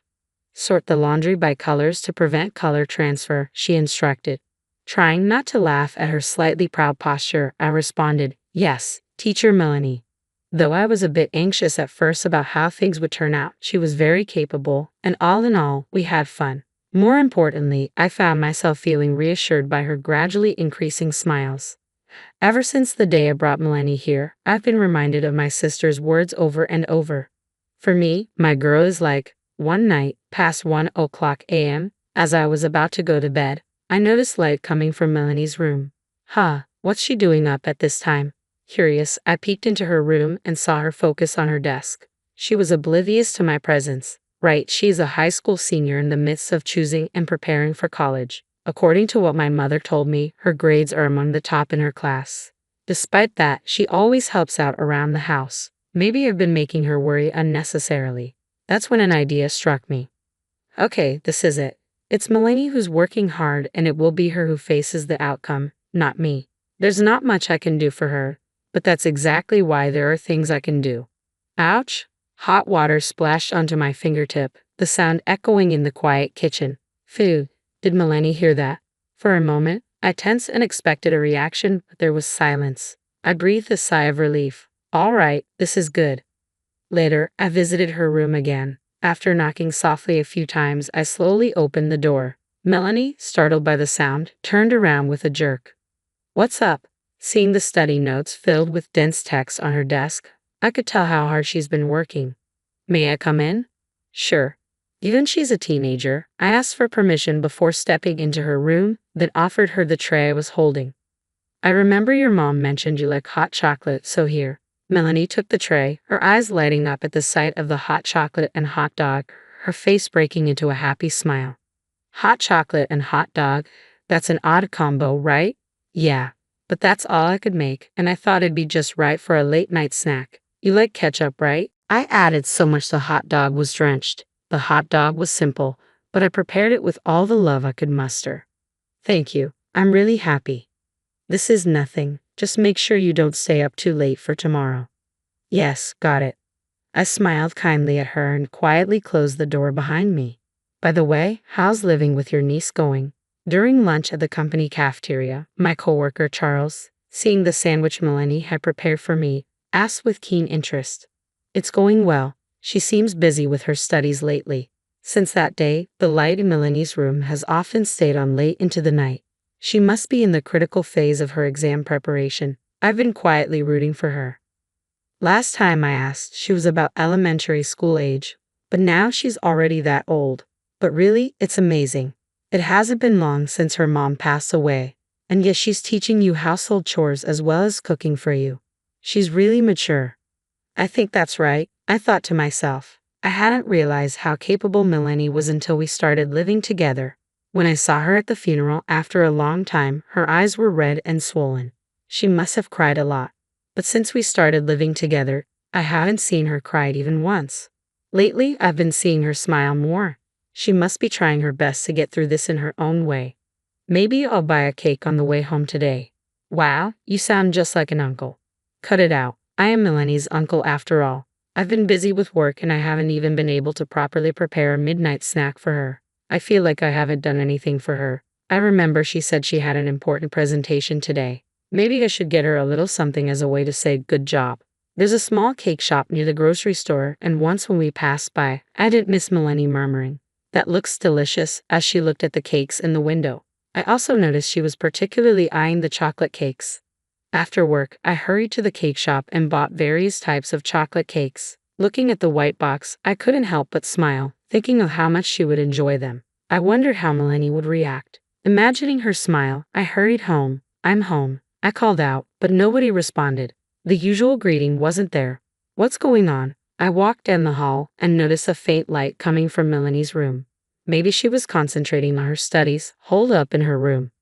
I moved slowly towards it, feeling somehow that I needed to be quiet, though it was my own house. With each step closer, faint voices reached my ears, growing louder until I realized it was the sound of crying. My heart clenched. Had Melanie been crying alone in her room the whole time? I believed she was doing so well. I chose to watch over her from afar, believing in her strength. "I'm right here for her, but what am I doing?" I slowly grasped the doorknob and said, "Melanie, I'm coming in, okay?" As I opened the door, Melanie turned around quickly, surprise written all over her face. Tears were rolling down her cheeks. "It's not what it seems," she said, trying to hide her tearful eyes and wet cheeks. She roughly wiped them with the sleeve of her shirt. My heart ached at the sight, and I gently approached and hugged her. "It's okay to cry." At my words, her face froze for a moment, then contorted as she began to cry. "You've done really well." Her small body leaned into me, and the next moment she burst into loud sobs, tears streaming down her face. I should have done this for her long ago. Melanie was bearing it all alone, and I took her strength for granted. I felt really sorry. I gently stroked her small head. After crying for a while, she seemed to calm down and started to speak. "I've been trying hard with my studies, but after Mom passed away, my grades dropped and I felt so frustrated. I want to do well for Mom, but it's been hard. I don't know what to do. I wanted to give something back to her." Hearing her earnest feelings, my eyes welled up. I remembered something my sister used to say. "Mom always said that you are her treasure." Really? For me, my girl is a treasure. The look on my sister's face when she thought about Melanie was full of love. It was clear how deeply she adored her daughter. You don't have to push yourself too hard. Just by living happily every day, Mom would be happy. And as for studies, there's always a chance to make up for it. You've done your best, and that's enough to repay her. So don't be too hard on yourself. And if you ever find things tough, please talk to me. To me, you are as precious as a treasure. With tears still streaming down her face, Melanie smiled a relieved smile at my words. "Thank you, Carl. Maybe I've been forcing myself to put on a brave face, trying not to be a burden." "Not at all. You're a great girl, and you've really been a big help. Oh, that's right. I bought some chocolate cake on my way home. Let's eat it together." "Yes, I'll eat it." Seeing Melanie's happy face as she ate the cake made me smile too. Our life together is just beginning, but I want to protect her going forward for my sister in heaven as well. That was the renewed promise I made to myself. Living together is impossible. Haven't I said I've reached my limit? I desperately appealed to my wife, Mary, but she just looked at me coldly and retorted, "If you've got a problem, why don't you leave?" "Fine, I'll leave this house." With divorce papers in hand, I stormed out.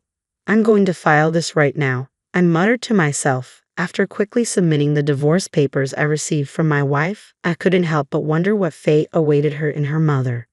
My name is John White, and I'm turning 41 this year. My wife, Mary, and I have been married for 7 years.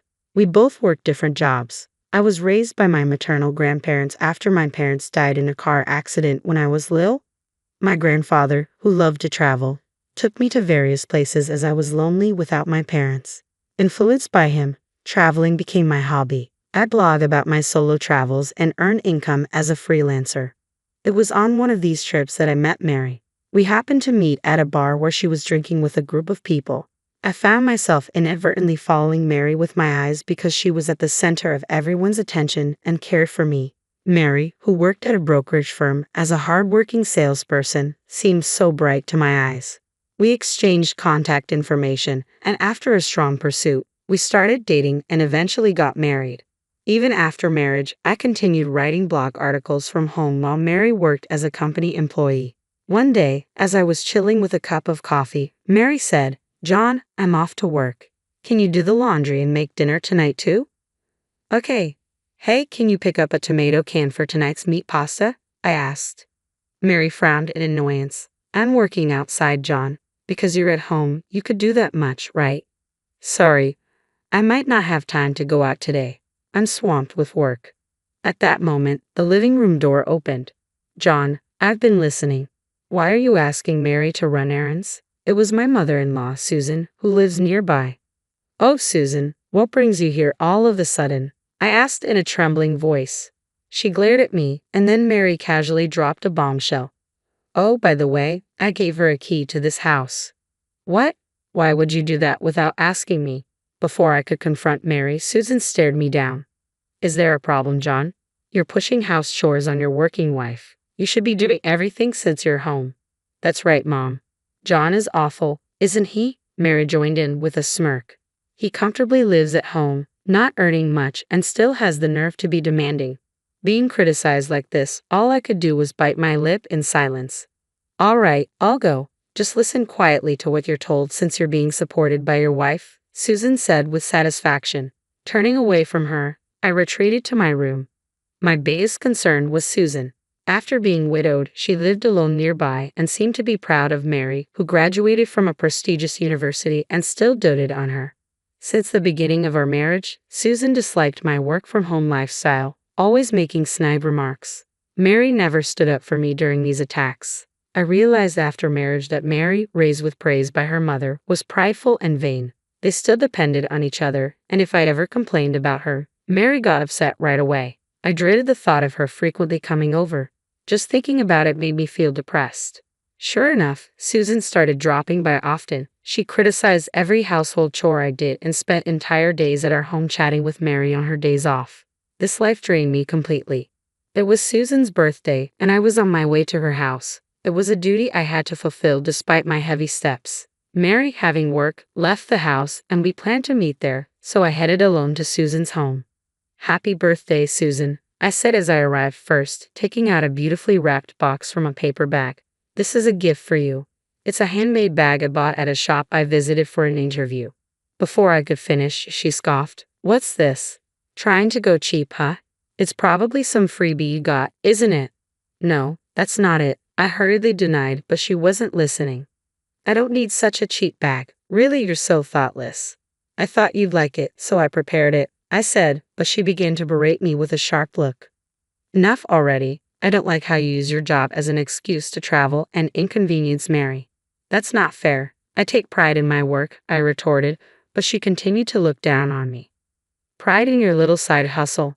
That's laughable. You're living off Mary. Return this useless thing and bring me gift cards instead.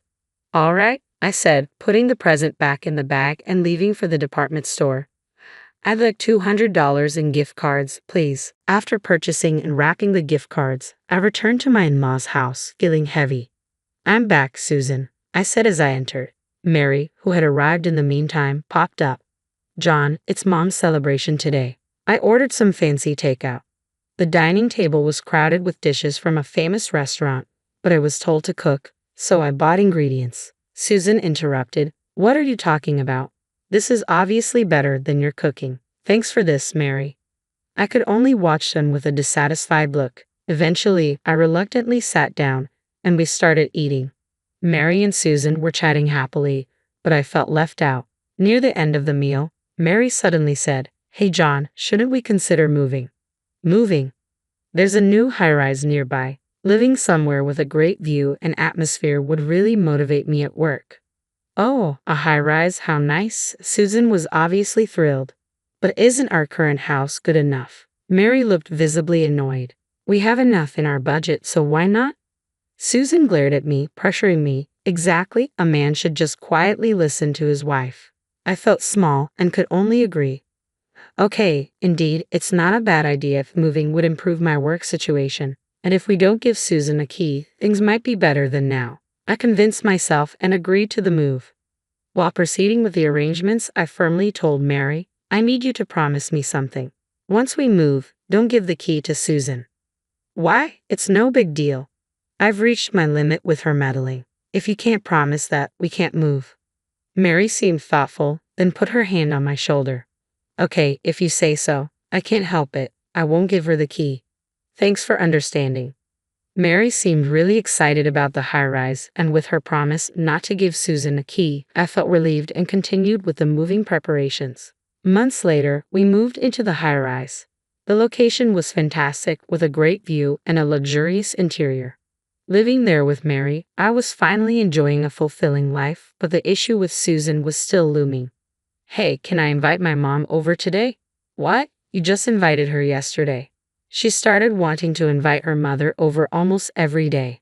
As a result, my stress only increased, leading to more frequent arguments. "Please stop inviting Susan every day." "Why not? You said not to give her a key, so I'm asking for permission." "That's not the point." The day after our argument, I had to leave for an overnight business trip for an article meeting. On the day of the trip, Mary didn't say much as I left. I headed to my destination and busily finished my work. Despite the busy schedule, I managed to finish everything and bought some souvenirs on my way home. I realized something was off the moment I opened the door. There was a vase ornament that wasn't there before. It was identical to one from my in-laws' entryway. A bad feeling crept over me as I went to the living room, only to find it filled with cardboard boxes. What's this?" Then, smirking, Susan emerged from behind the boxes. "Finally back, huh? You told Mary not to give me a key, didn't you? Well, I won't be locked out that easily." Panicking, I confronted her. "Susan, what's all this stuff?" "What do you mean? I'm moving in. It doesn't matter if I have a key if I live here, right? But what about your previous house?" "I've already canceled that lease." Proudly, she made me dizzy with her words. Then I noticed a piece of paper on the table. Ignoring me, Mary appeared in the living room, confused upon seeing me. "Oh, John, you're back." "Mary, what is this? I didn't agree to this." Mary, annoyed, said, scratching her head, "What's the big deal? We have extra rooms." "I can't live with her. I told you I've reached my limit." Even though I made an impassioned plea to her, she looked at me with such cold eyes and set it off. "If you have a problem, why don't you leave?" Saying that, she held out completed divorce papers toward me. "Are you serious?" "Dead serious. Remember, when you defy me, we're getting a divorce? Now sign it." She forcefully handed me the divorce papers. "That's right. Mary and I will live here, so leave, will you?" Mary and Susan said so with a look that said it was obvious. Despite everything I'd endured, this betrayal was unbelievable. In the end, they asked me to leave. "I don't need a family like this anymore." Biting back tears in my vexation, I calmly stated, "Fine, I'll leave this room." "Good. Get your stuff and go. I can't wait to see how you manage your life from now." As I packed, Susan's laughter echoed. Mary avoided looking at me, but I had to say something. "Mary, are you sure about this?" She smirked at me and said, "You'll probably come back soon. Just cool off." I left the high-rise while Susan grinned at me. With divorce papers in hand, I thought, all right, I'll file this immediately. Deciding to part ways with my wife and mother-in-law, I moved on. A month later, while relaxing in my new condo, the intercom rang incessantly. "Who is it?" I asked. "It's us. Open up now." It was Susan and Mary on the screen. Initially wanting to ignore them, I let them in to avoid disturbing the neighbors. "What do you want?" I said with a troubled look.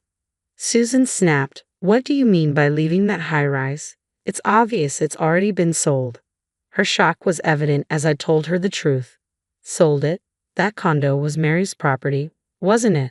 There's no way you could sell it." "Mary's property? What are you talking about? I bought that high-rise myself." Susan looked at me, who had a calm expression, and then at Mary, who stood there pale-faced and motionless. "What's that all about?" I sighed deeply, looking straight at Mary. "Mary, didn't you tell her?" She remained silent, avoiding eye contact. I turned to Susan, who was still confused. "You called me a bottle-feeding freeloader, but I'm actually the founder of a travel blog and occasionally appear in magazines and on TV." "Magazines?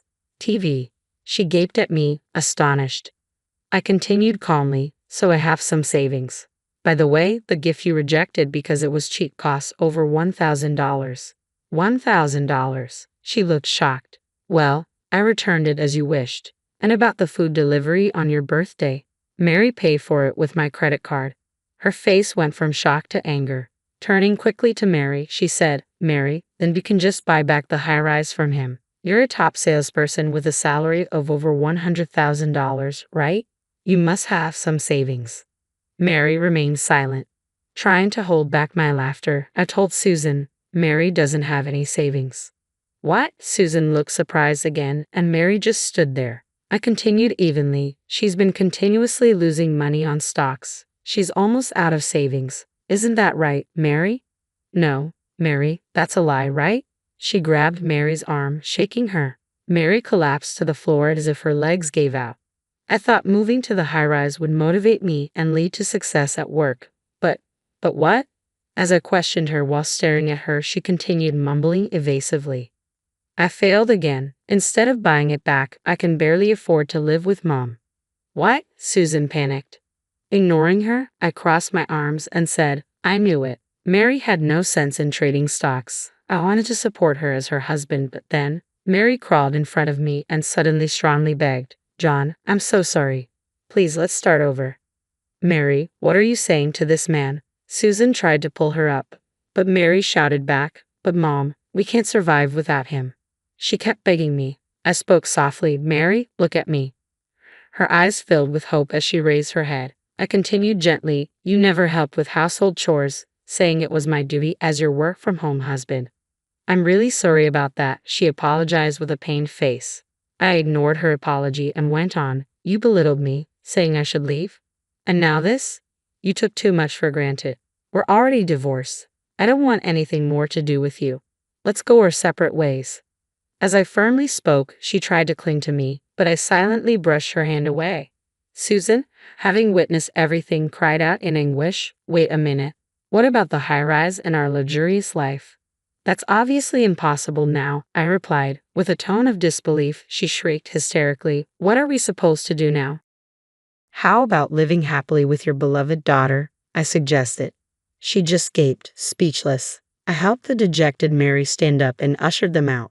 The noisy commotion from Susan lingered at the entrance for a while, but it seemed to quiet down when the building manager arrived. Half a year later, I was on a new journey, traveling abroad. The unique freedom of being overseas felt incredibly refreshing. Recently, I received a message. It was from Mary, whom I had parted ways with that day. Apparently, after being evicted from the high-rise, Mary and her mother had moved into a dilapidated house that almost collapsed. To pay off her debts from stock trading, Mary worked day and night, and her mother, who had never worked before, took a part-time job in a factory to make ends meet. In her message, Mary expressed her gratitude, acknowledging the hardship of earning money and the lessons she learned. I felt a small knot in my heart unravel. Just a few days ago, after a long time back home, I agreed to go out for a drink with Mary upon her invitation. I might have taken out my frustrations on you for doing what you love for a living. I'm really sorry, she said, apologizing again. That day, I felt like I truly heard Mary's honest feelings for the first time. It's okay, thanks to that, I'm very happy now. She smiled wistfully. Going abroad again? Yeah, I'm off again next week. As we parted, she extended her hand. I'll live as hard as you, not to be outdone. Sure, I'm rooting for you. We shook hands firmly. Walking home, I thought about cherishing my work and living my life positively from now on. Come on, have some more wine, my husband urged. We had come to a secluded rental villa for our honeymoon. We were alone, taking our time and celebrating with some nice wine. However, after only 2 glasses, I felt strangely tipsy, and the room started to spin. Already drunk, you're hopeless, he teased. After drinking the water my husband handed me, I was suddenly overcome with sleepiness. Maybe I've been busy and tired lately, but when I glanced at my husband, instead of looking worried, he seemed to be smiling for some reason. Then I remembered a note from a stranger that had been handed to me. It said, "Run away now. My name is Mary, and I'm 27. We had our wedding 6 months ago and finally went on a slightly delayed honeymoon. I met my husband, William, 3 years ago in a cooking class. He's 12 years older, but we get along great and share the same taste in food. We also both lost our parents at an early age, so it was natural for our relationship to deepen and lead to marriage. Though we had our wedding, our work was so busy that we could only take a 1-week break. So we looked for a place where we could relax and chose a natural, serene location for our honeymoon. The rental villa where we were staying was just over 3 hours by car from home. On the way, we stopped at a restaurant for food as I was getting hungry. From there, the villa was about 2 more hours away. I have felt like someone was watching me since we entered the restaurant. After finishing our meal, a waitress handed me a small note as I stood to go to the restroom. The paper read, "Escape now without being noticed." I tried to ask what it meant, but the waitress had already disappeared into the back of the restaurant. I didn't see her face, so I didn't know who handed it to me. I thought it might be a cruel prank, but when I entered the stall and looked at the note again, there were digits that seemed to be a phone number. What on earth is going on? The excitement of our honeymoon suddenly gave way to an uneasy feeling. Who was that woman earlier? Driven by a desire to find the woman and inquire about this note, I heard voices from outside the restroom. "Hey Mary, are you okay? Feeling sick?" My husband called out. "No, nothing's wrong. I'll be out soon. Just wait at the table," I replied, lying on the spot. Unsure of whether or not to show my husband the note, I stuffed it deep into my pocket. Our long-awaited honeymoon, which had been filled with joy and excitement, suddenly became clouded with uncertainty. I felt I mustn't let my husband sense my inner turmoil, so I acted more cheerful and lively than usual as we left the restaurant. Next, we stopped at a supermarket to buy food and drinks and arrived at the remote rental villa 2 hours later. As we relaxed, walking together and enjoying our leisure time, I began to forget about the note. By evening, we decided to make our favorite dishes. I made his favorite hamburger steak, and he made mashed potatoes. We savored our meal across the table, toasting with wine and enjoying lively conversation, feeling so happy. And yet, after 2 glasses of wine, my head started to feel foggy. "I bought your favorite premium wine, Mary. Drink up," William encouraged. I might be getting a little tipsy," I admitted. "What are you talking about? You've hardly drunk anything." My husband offered me more wine. I thought about stopping, but looking at my cheerful husband, I didn't want to ruin the pleasant atmosphere, so I sipped the wine little by little. However, after a while, I started to feel even dizzier and as though I was becoming quite drunk. Feeling that any more would make me sick, I pulled my hand away from the wine glass. My husband stared intently at my face, checking my complexion. "You usually handle a whole bottle of wine fine. Is your daily fatigue catching up with you?" "Maybe it is," I replied. "You're such a helpless one. If so, drink this. It'll sober you up." "Here," he said, handing me the hangover supplement he usually takes along with some water.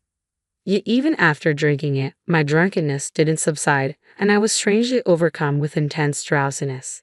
Finally, I was in such a state that I could barely sit in my chair, leaning on the table. "It's surprisingly easy," he muttered. Opening my eyes slightly at those words, I saw my husband, instead of looking concerned, had an eerie smile on his face. "You might just slip into an eternal sleep. Thanks for getting life insurance." Without caring for me as I lay limp and unable to get up, my husband poured all the wine down the sink, tidied up his dishes and glasses, and left the rental villa. Unable to move at all, I heard the sound of a car engine gradually fading away. What on earth is happening? The note that the waitress gave me flashed through my mind. "Run away now," might have been anticipating this situation. The last words my husband said echoed in my mind. "Thanks for getting life insurance." Just thinking about the meaning of these words sent a chill down my spine, with terrifying thoughts popping up one after the other. By the way, it was him who first brought up getting insurance. Within a week of our marriage, my husband strongly urged us to take out life insurance together. When I hesitated, feeling something was off, he said, looking sad, "Life insurance is like a charm for us. In case something happens, since both of us have lost our parents, I thought it'd save us from hardship if something went wrong." I was convinced at the time, but now, could it be that he's been targeting this all along? With great effort, I crawled to the kitchen and chugged down an unopened bottle of water. My mind started to clear a bit, and I took out the note I had received and pressed the call button on my mobile phone. After a few rings, a woman answered. When I told her I had received the note and was incoherent from the wine, she responded with urgency. "That's why I gave you the note saying run away now. You might be in danger." "What? What do you mean? Please tell me what you know," I pleaded. According to what she hesitantly told me, she was my husband's ex-girlfriend. Apparently, they were dating about 5 years ago when his parents died from an illness. His behavior was so suspicious that she became frightened and decided to break up. However, she couldn't get rid of him, so she vanished. I was stunned to hear her story. I had heard that his parents died more than 10 years ago in a traffic accident. What's going on here? So when we entered the restaurant, she was incredibly surprised. She hid in the back of the shop so we wouldn't see her.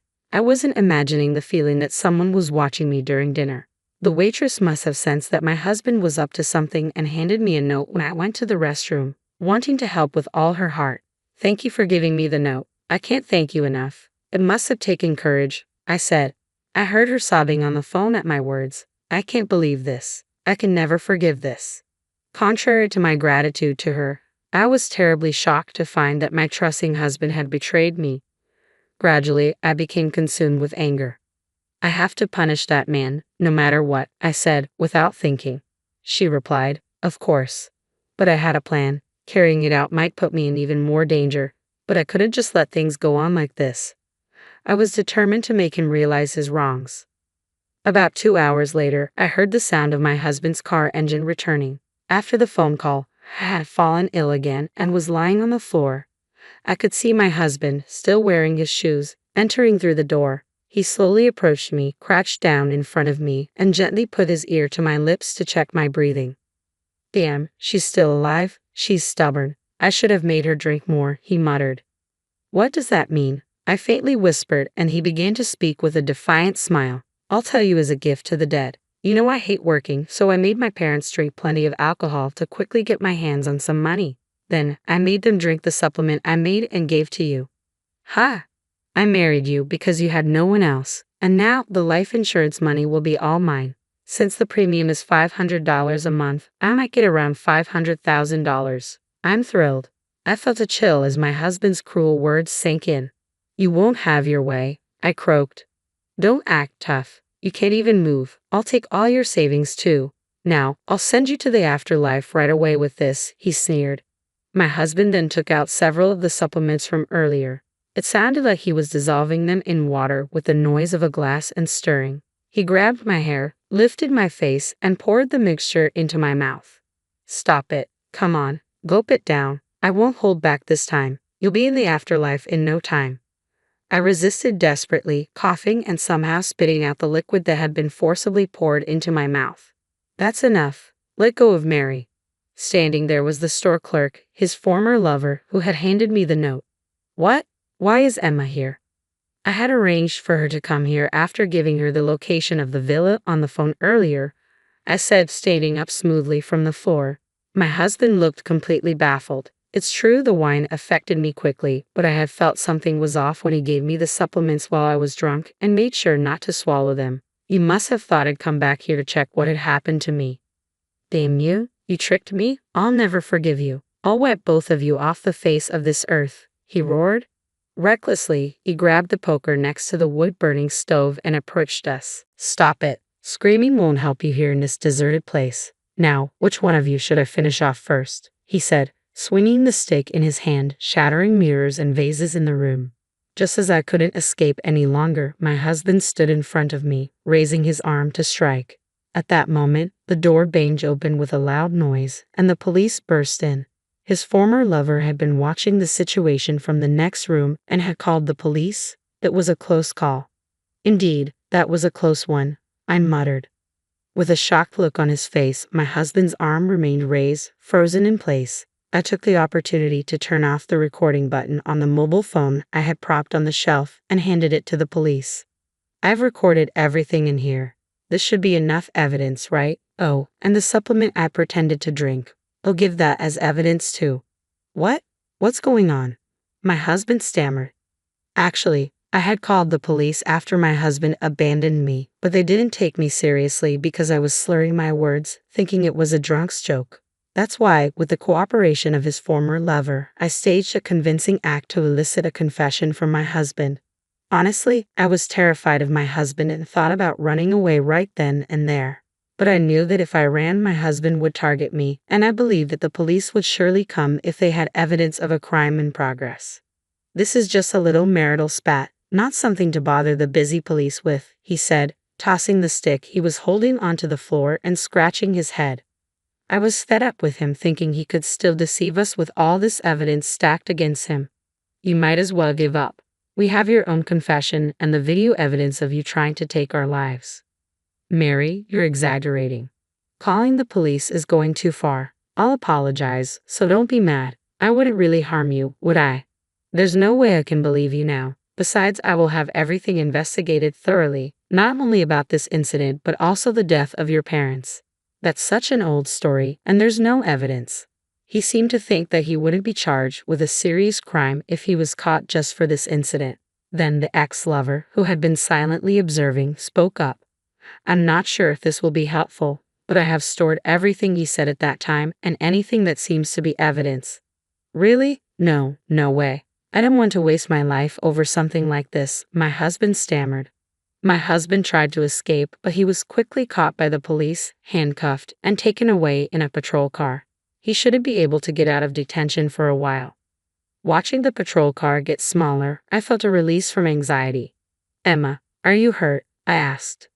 I'm fine, but I was scared. We don't know what would have happened to us if the police had arrived a few minutes later. I knew my life was in danger, but it was all to expose this man's deeds. Thank you for courageously giving me the note. If it weren't for you, I don't know what would have happened to me. I owe you my life. No, I think it was resolved because you believed in me and Mary acted without considering her own danger. I'm just glad you're safe. This should ease the pain of losing my in-laws. But it was indeed a terrifying experience. Afterward, we couldn't stop trembling for a while. Soon, my husband's attempts on my life and his taking of his parents' lives would be exposed. Of course, I'm divorcing him and canceling my expensive life insurance policy. Now all I have to do is wait for him to be judged. I'm scared but truly relieved that such a terrible person was not left at large. I'm hoping to find someone I can be with for life, and I'm learning from this. Please be careful with men who try to sell you life insurance. You're in the way. Get out now. Fair enough. Let's go then. What's your name? I'm Kane. I'm a sophomore in college. I just finished all my general education courses and will be majoring in economics next year. I'll start learning specialized subjects soon. Job hunting will kick in, but I'm also considering graduate school. My parents are supportive of either path, which I appreciate. We're financially well off, thanks to my dad building a successful business from scratch. While I don't like to brag about it, we've never had financial issues, and I feel grateful to my parents. Once I find a job, I'm determined to repay their kindness. Despite how good my life might look, I have my own problems. It revolves around my brother and his wife. My brother Rick is 10 years older than me. To be honest, I've never really gotten along with him. Friends have told me that siblings of opposite genders who are more than 5 years apart don't talk much, but Rick and I have always talked a lot. However, we're not exactly close. Hey Kane, go buy some comics for me and get a notebook for studying. Use your own allowance, of course. Oh, and grab a drink too. I've been running errands like this for years. My parents would step in when they were around, but since they both work, I've mostly just complied out of fear. This dynamic hasn't changed even though I'm an adult now. If anything, it feels like it's getting worse. The turning point was last year when Rick got married. He married Stacy, who is the same age as him. Stacy is a beautiful woman, but she's also pretty cold. I didn't like her from the moment we met, and it turns out my instincts were right. You have a sister whose parents are well off. I wonder if Caitlin could give us $5,000 as wedding money. Stacy always seemed to be pressuring me, even though I'm still in school. Thankfully, my parents stepped in. Kate is still a student living at home. The wedding gift money can be the same as ours. Yeah, we'll give a little extra. But my brother and Stacy weren't satisfied.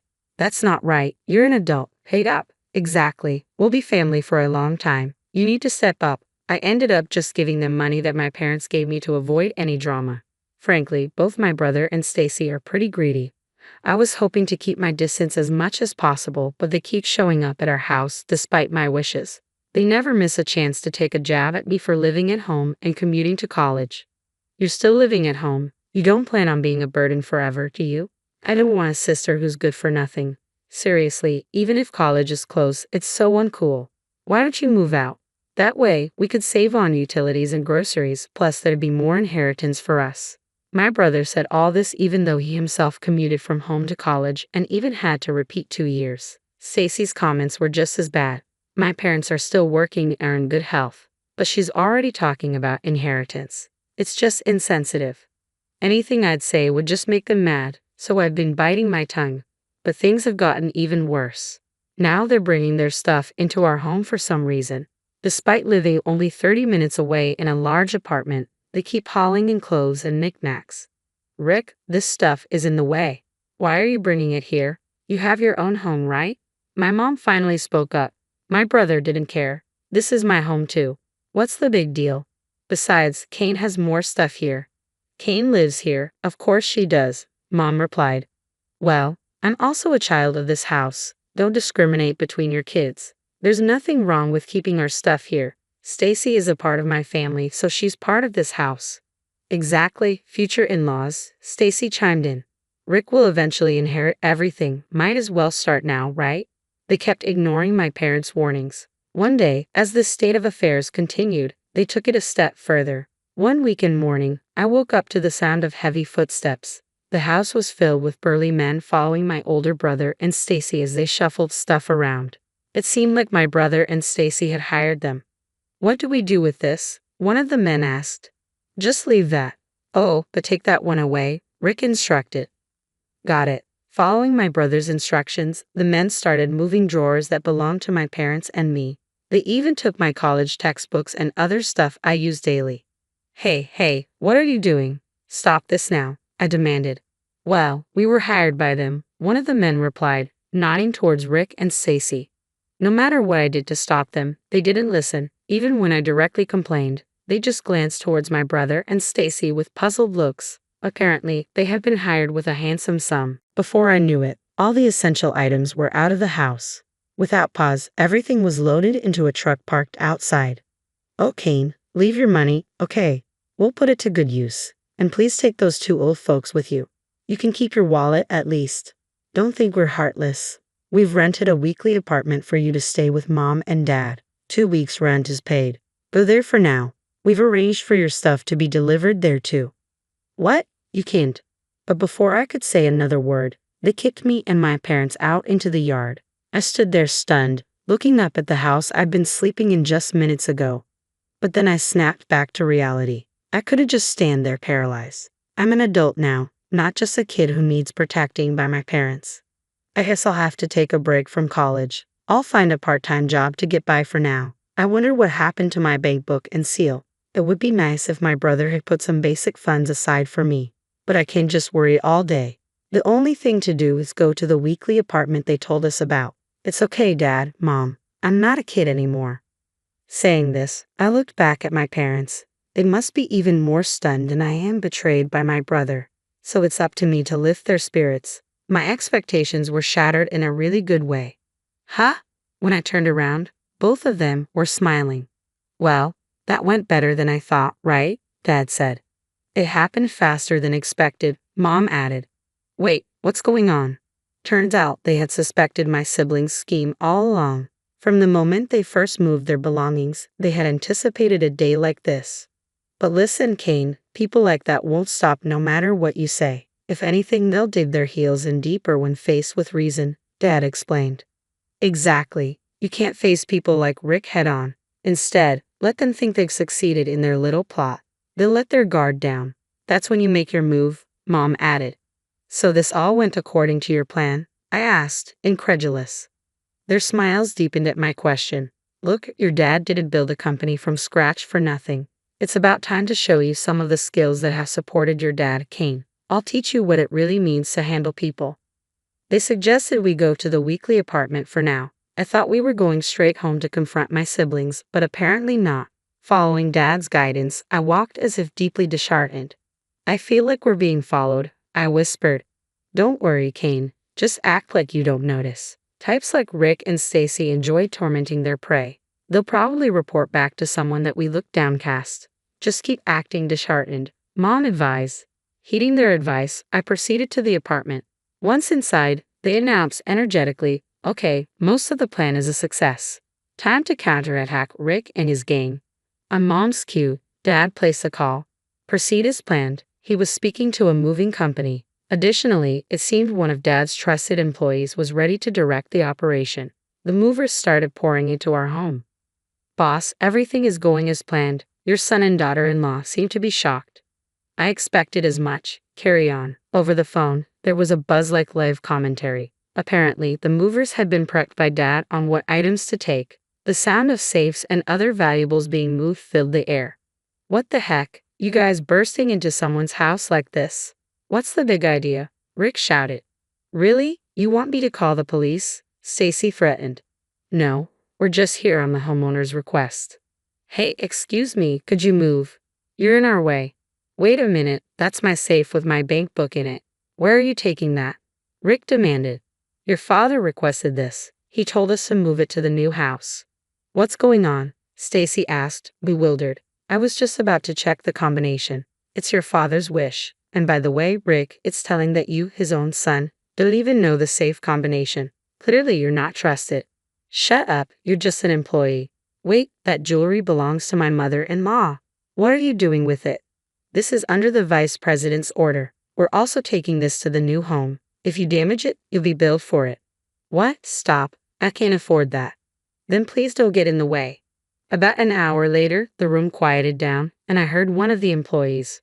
Mr. President, Vice President, all arrangements are complete. Sorry to bother you on your day off. It's not trouble at all. Thank you, my father replied. He hung up the phone and turned to me. Let's go to our real home. He led me to a mansion just as lavish as our old home, actually even grander. What is this place? I asked, astonished. Our new home. Yes, Kane, the security is even tighter. Rick won't be able to get in so easily. What about the old house? I quietly sold it. A broker will step in tomorrow. And what about Rick and Stacy? Don't know, don't care. They might get kicked out, but it was never their home to begin with. They'll be fine. Exactly, Kane. Now we've got a busy day with the move. We've got to get it all done by tonight, Mom encouraged. We all started to work, taking stock of the new house's layout and organizing my rooms and the living area. By nightfall, we had finished everything. I was too tired to even think about Rick and fell into a deep sleep. The next morning, after a good rest, my parents explained everything. Apparently, they had foreseen this day ever since Rick got married. Rick is just like that, and I suspected Stacy would be the same. So I had a backup plan all along. Originally, I planned to move into this house anyway. It's a secret even from Rick so we can live here in peace. What about my brother? I can't imagine they'd keep quiet after all this. You're right. It seems like Rick and the gang are quite disgruntled. But we have a top-notch lawyer at our company. It's clear who's in the wrong here, don't you think? Absolutely. It turns out Dad's legal consultant reached out to my brother. If they tried to harm us any further, they'd be sued. Hearing this, my brother gave up on taking over our old home. They were left high and dry. But that's not all. Turns out my brother couldn't land a job after college and was working at our dad's company out of pity. There's no way we're keeping someone like you on staff. You're not my son anymore. You're fired, Dad said. Spurred by this incident, my brother, who had zero skills to begin with, struggled to find a new job. Stacy, who was all about the money, was absolutely furious. Rick, you're useless without money. I want a divorce, she declared, and they got divorced. But Stacy wasn't going to get off scot-free either. Dad talked to Stacy's employer about the whole ordeal. They couldn't keep her on, especially if it meant risking a relationship with an important client. They fired Stacy on the condition that they continue their relationship with Dad's company as before. I can't believe this is happening to me. I was supposed to be the boss's wife, living the high life. All those jewels, that mansion, they were supposed to be mine. Stacy complained, but it was too late. She was also left penniless. Her family knew the situation but had no intention of helping her. They ostracized her instead. Hearing all this made me realize that despite thinking I was grown up, I'd been naive. I still have much to learn from my parents. I must continue to strive, ensuring I never become like my brother or Stacy. Luckily, I still have time before I graduate from college, so I'm going to keep working hard, following my parents' example. When I found out I was pregnant, visions of a happy future filled my mind. A loving husband, adorable kids, and a wonderful family living happily ever after. Little did I know, a harsh reality awaited me. This is the story of my battle with my controlling husband. My name is Patricia, and I'm 30 years old. My husband's name is Robert, a 34-year-old office worker. We've been married for almost 2 years. Robert has a bit of a controlling streak, probably because he's older. He sets all the house rules. When we got married, he said he wanted me to be a homemaker, and I agreed. Our spending money has decreased since then, but I'm thankful he's providing for me. I've always been indecisive, so Robert's efficiency seemed perfect for me. I thought a little bit of control was a good thing. Then, one day, I felt unusually sick, feverish, and sluggish. I was in no shape to do housework, so I turned to Robert and said, "Sorry, I'm not feeling well today." He groggily sat up and asked, "Is it a cold?" "I don't think so, but I'm too weak to get up. Can you grab something quick for breakfast?" "All right, get some rest today. I have to go to work, but call your mom or dad if you need anything." It felt a bit lonely, but he was swamped at work. His advice to call my parents was probably his way of caring. My in-laws live nearby and have always been supportive. It wasn't that I couldn't move. I just felt awful, so I decided to take the day off. But my symptoms didn't go away. Normally, a day in bed would fix me up, but I wasn't getting better. Even Robert started to worry. "Patricia, maybe you should go to the doctor." "Right, I'll go tomorrow." The next day, I visited a local hospital. The test results came back. "You're pregnant." "What?" I was stunned by the news. "Pregnant? Me? I'm going to be a mom." Overwhelmed by joy and anxiety, I was at a loss for words. I decided to go home and wait for Robert to return. Hours later, I told him the news. "Guess what, Robert? I'm pregnant." "You're what?" Caught off guard, he looked stunned. "But you've been feeling sick, right? You sure it's not some kind of illness?" "No, the doctor said my symptoms were morning sickness." "Morning sickness?" As I explained, Robert furrowed his brows. Then he said something totally insensitive. "So, you're saying this isn't an illness? You were just being spoiled." "Spoiled? That's not how I see it. Morning sickness isn't an illness, but I feel awful. I'm feverish and just drained. Look, I may not be technically sick, but every woman who becomes a mom goes through morning sickness. Stop making a big deal out of it." "Are you serious?" The words from my husband were completely unexpected. I had thought he would be thrilled about my pregnancy. "Anyway, from tomorrow, take care of the house as usual." "But I've been nauseous since last night." "I don't care. It's just morning sickness. Stop using it as an excuse." No matter what I said, my husband wasn't listening and instead berated me. Morning sickness isn't a disease.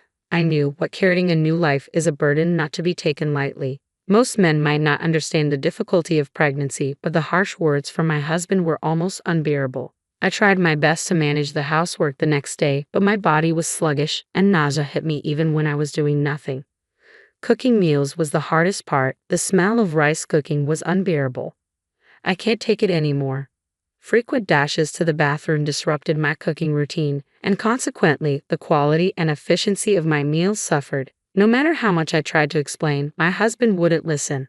On the contrary, when I was coughing in the toilet, he shouted from behind, "If I'm late for work because you're dragging, you'd better take responsibility." "I'm sorry, but the smell of food was making me nauseous." "I don't care," he snapped. "I'm not listening to your excuses." "Excuses? I didn't mean to. What if your slowness makes me late for work? Can you take responsibility for that?" My husband kept yelling, completely disregarding how I felt physically and emotionally. I felt cornered. Somehow, I managed to finish preparing breakfast, fighting off nausea. Despite this, my husband didn't touch his breakfast. "Great, now there's no time for breakfast because you were so slow. Get it together." With that, he slammed the door behind him. Why is this happening? I haven't done anything wrong. Why do I have to be treated so horribly when I'm just trying to nurture our child inside me? Frustration and emptiness mixed, and I couldn't stop the tears. This went on for about 2 weeks. One day, after confirming my husband had left for work, I lay down. Today, my nausea was worse than ever. I needed to eat something for the sake of our baby, but even drinking water made me throw up. I must have dozed off because when I woke up, it was already noon. I needed to eat and take care of the house. Just then, my phone rang. It was my husband. With a sinking feeling, I hesitantly answered. "Hello?" "You took too long to answer. You weren't sleeping, were you?" "I'm sorry. I wasn't feeling well this morning. I was about to start on the housework." He abruptly hung up. Then a text from him arrived. Almost yelled at work, so I hung up. "Patricia, are you mocking me?" I felt a bottomless despair reading his furious words. My hands trembled as I held the phone. "Please don't be mad. I'll do better," I replied. "I'm done with you," the text read. What should I do? I needed to reply, but apologizing would only make him angrier. So what could I do? Before I could decide, another text from him arrived. The moment I read it, I dropped my phone in shock. "If you can't even handle housework, abort the child." Abort our child? Everything went dark. My emotions were a mess, my breathing was erratic, my heart pounding. We were blessed with a child. I thought we'd be happy as a family, but my husband didn't even try to understand my condition. He even denied me and our unborn child. I couldn't let this go. I couldn't stay silent after being told something like this. I picked up my phone from the floor and texted him. Understood. I packed my bags, explained the situation to my parents, and asked them to pick me up. After I left, multiple texts from my husband arrived. Where are you? If you can go out, you must have been faking it. Come back now or I'll divorce you. Did this man know anything other than attacking or threatening? By this point, my love for my husband had completely cooled off. When he even called my parents' house, I told him, I have no intention of coming back, and blocked his number. Patricia, are you sure about this? You'll be giving birth alone, you know, my mom asked, concerned for her daughter. But my mind was already made up. It's okay, I'll protect this child. My mom gave me a complicated look but said, we'll support you in any way we can. A few days later, having cut off all communication, my husband showed up at my parents' house, bringing his own parents. Patricia, what are you thinking? Stop lazing around at your parents and come home now. As soon as he saw me, my husband started yelling. Even my father-in-law and mother-in-law joined in, blaming me. How could you abandon your duties as a wife and dump everything on our son? Are you even a homemaker? We never thought Patricia would be like this. Were you just pretending all this time? We don't need a lazy wife in this family. Abandon my duties. Dump everything on him. This is ridiculous. I've done no such thing. I took a deep breath and gave them a piece of my mind. Enough is enough. When did I ever dump anything on Robert? Abandon my duties. I've been doing everything I can while dealing with morning sickness. Why do I have to hear this? Shut up. How dare you talk back to the head of the household? That's what I've always hated about you, my husband snapped back. Once I started, I couldn't stop.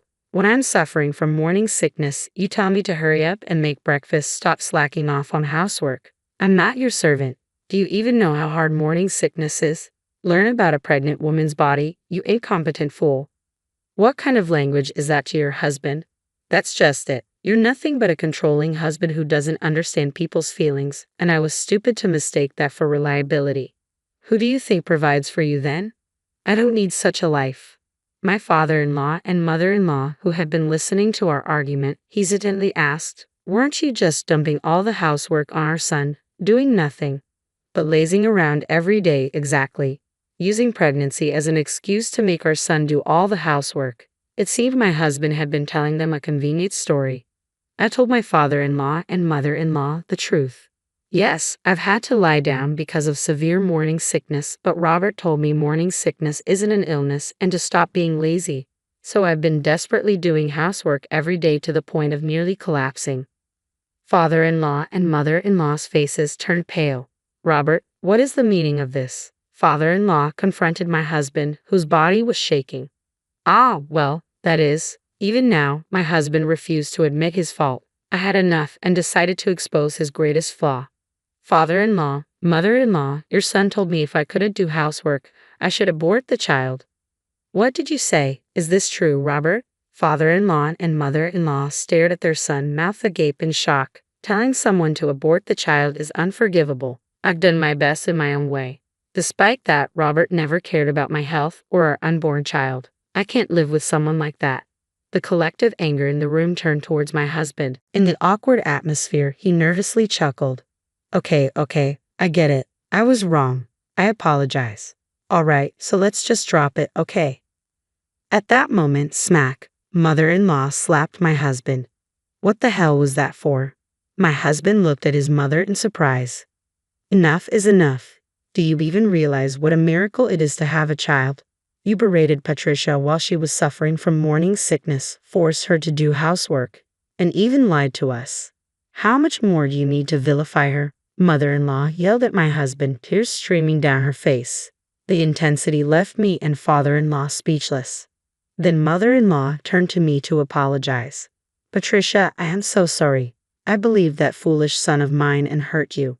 You must have had a hard time dealing with morning sickness. I know an apology isn't enough, but I'm truly sorry. Father-in-law also deeply apologized. Patricia, let me apologize as well. Our foolish son has caused you trouble, And for that, I'm truly sorry. We'll make sure he takes responsibility. Leave the rest to us. Father-in-law then turned to my husband.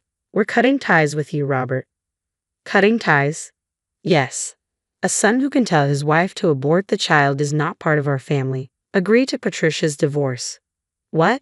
We're family. Talking about divorce and cutting ties? You must be out of your mind. Patricia's feelings won't change. Make up your mind. At his father's words, my husband was speechless.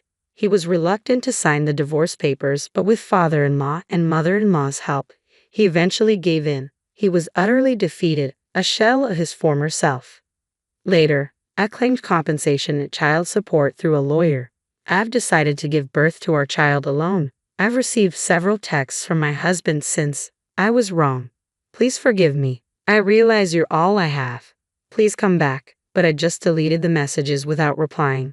My husband, now disowned by father-in-law and mother-in-law, seems to be living alone in a neglected, trash-filled house. It's affecting his work, and now the office gossip goes like this. Heard Robert got dumped by his wife. His shirt's all wrinkled and he hasn't even shaved. And she was pregnant, right? What a loser. He used to be so controlling. My husband is becoming the office joke, losing his standing day by day. I wonder how long his high pride will allow him to endure this environment. Well, it's none of my business anymore. From now on, I want to focus on my unborn child. Even without a father, I intend to shower this child with all the love I have so they can feel truly happy. Mom, if Dad's gone, the company's all mine, my brother Daniel said, disbelief dripping from his words. Obviously, Daniel, our mother Patricia responded. Plus, if you do the math, there's a sizable inheritance in Plan B with Dad's life insurance. We could live large for a while. It's like a bonus. Got to thank our absent Dad. I felt like I was about to explode with anger. What's wrong with these people? This is unforgivable. I can't let them have their way. Just as I was about to yell, I got a call from Dad in the hospital.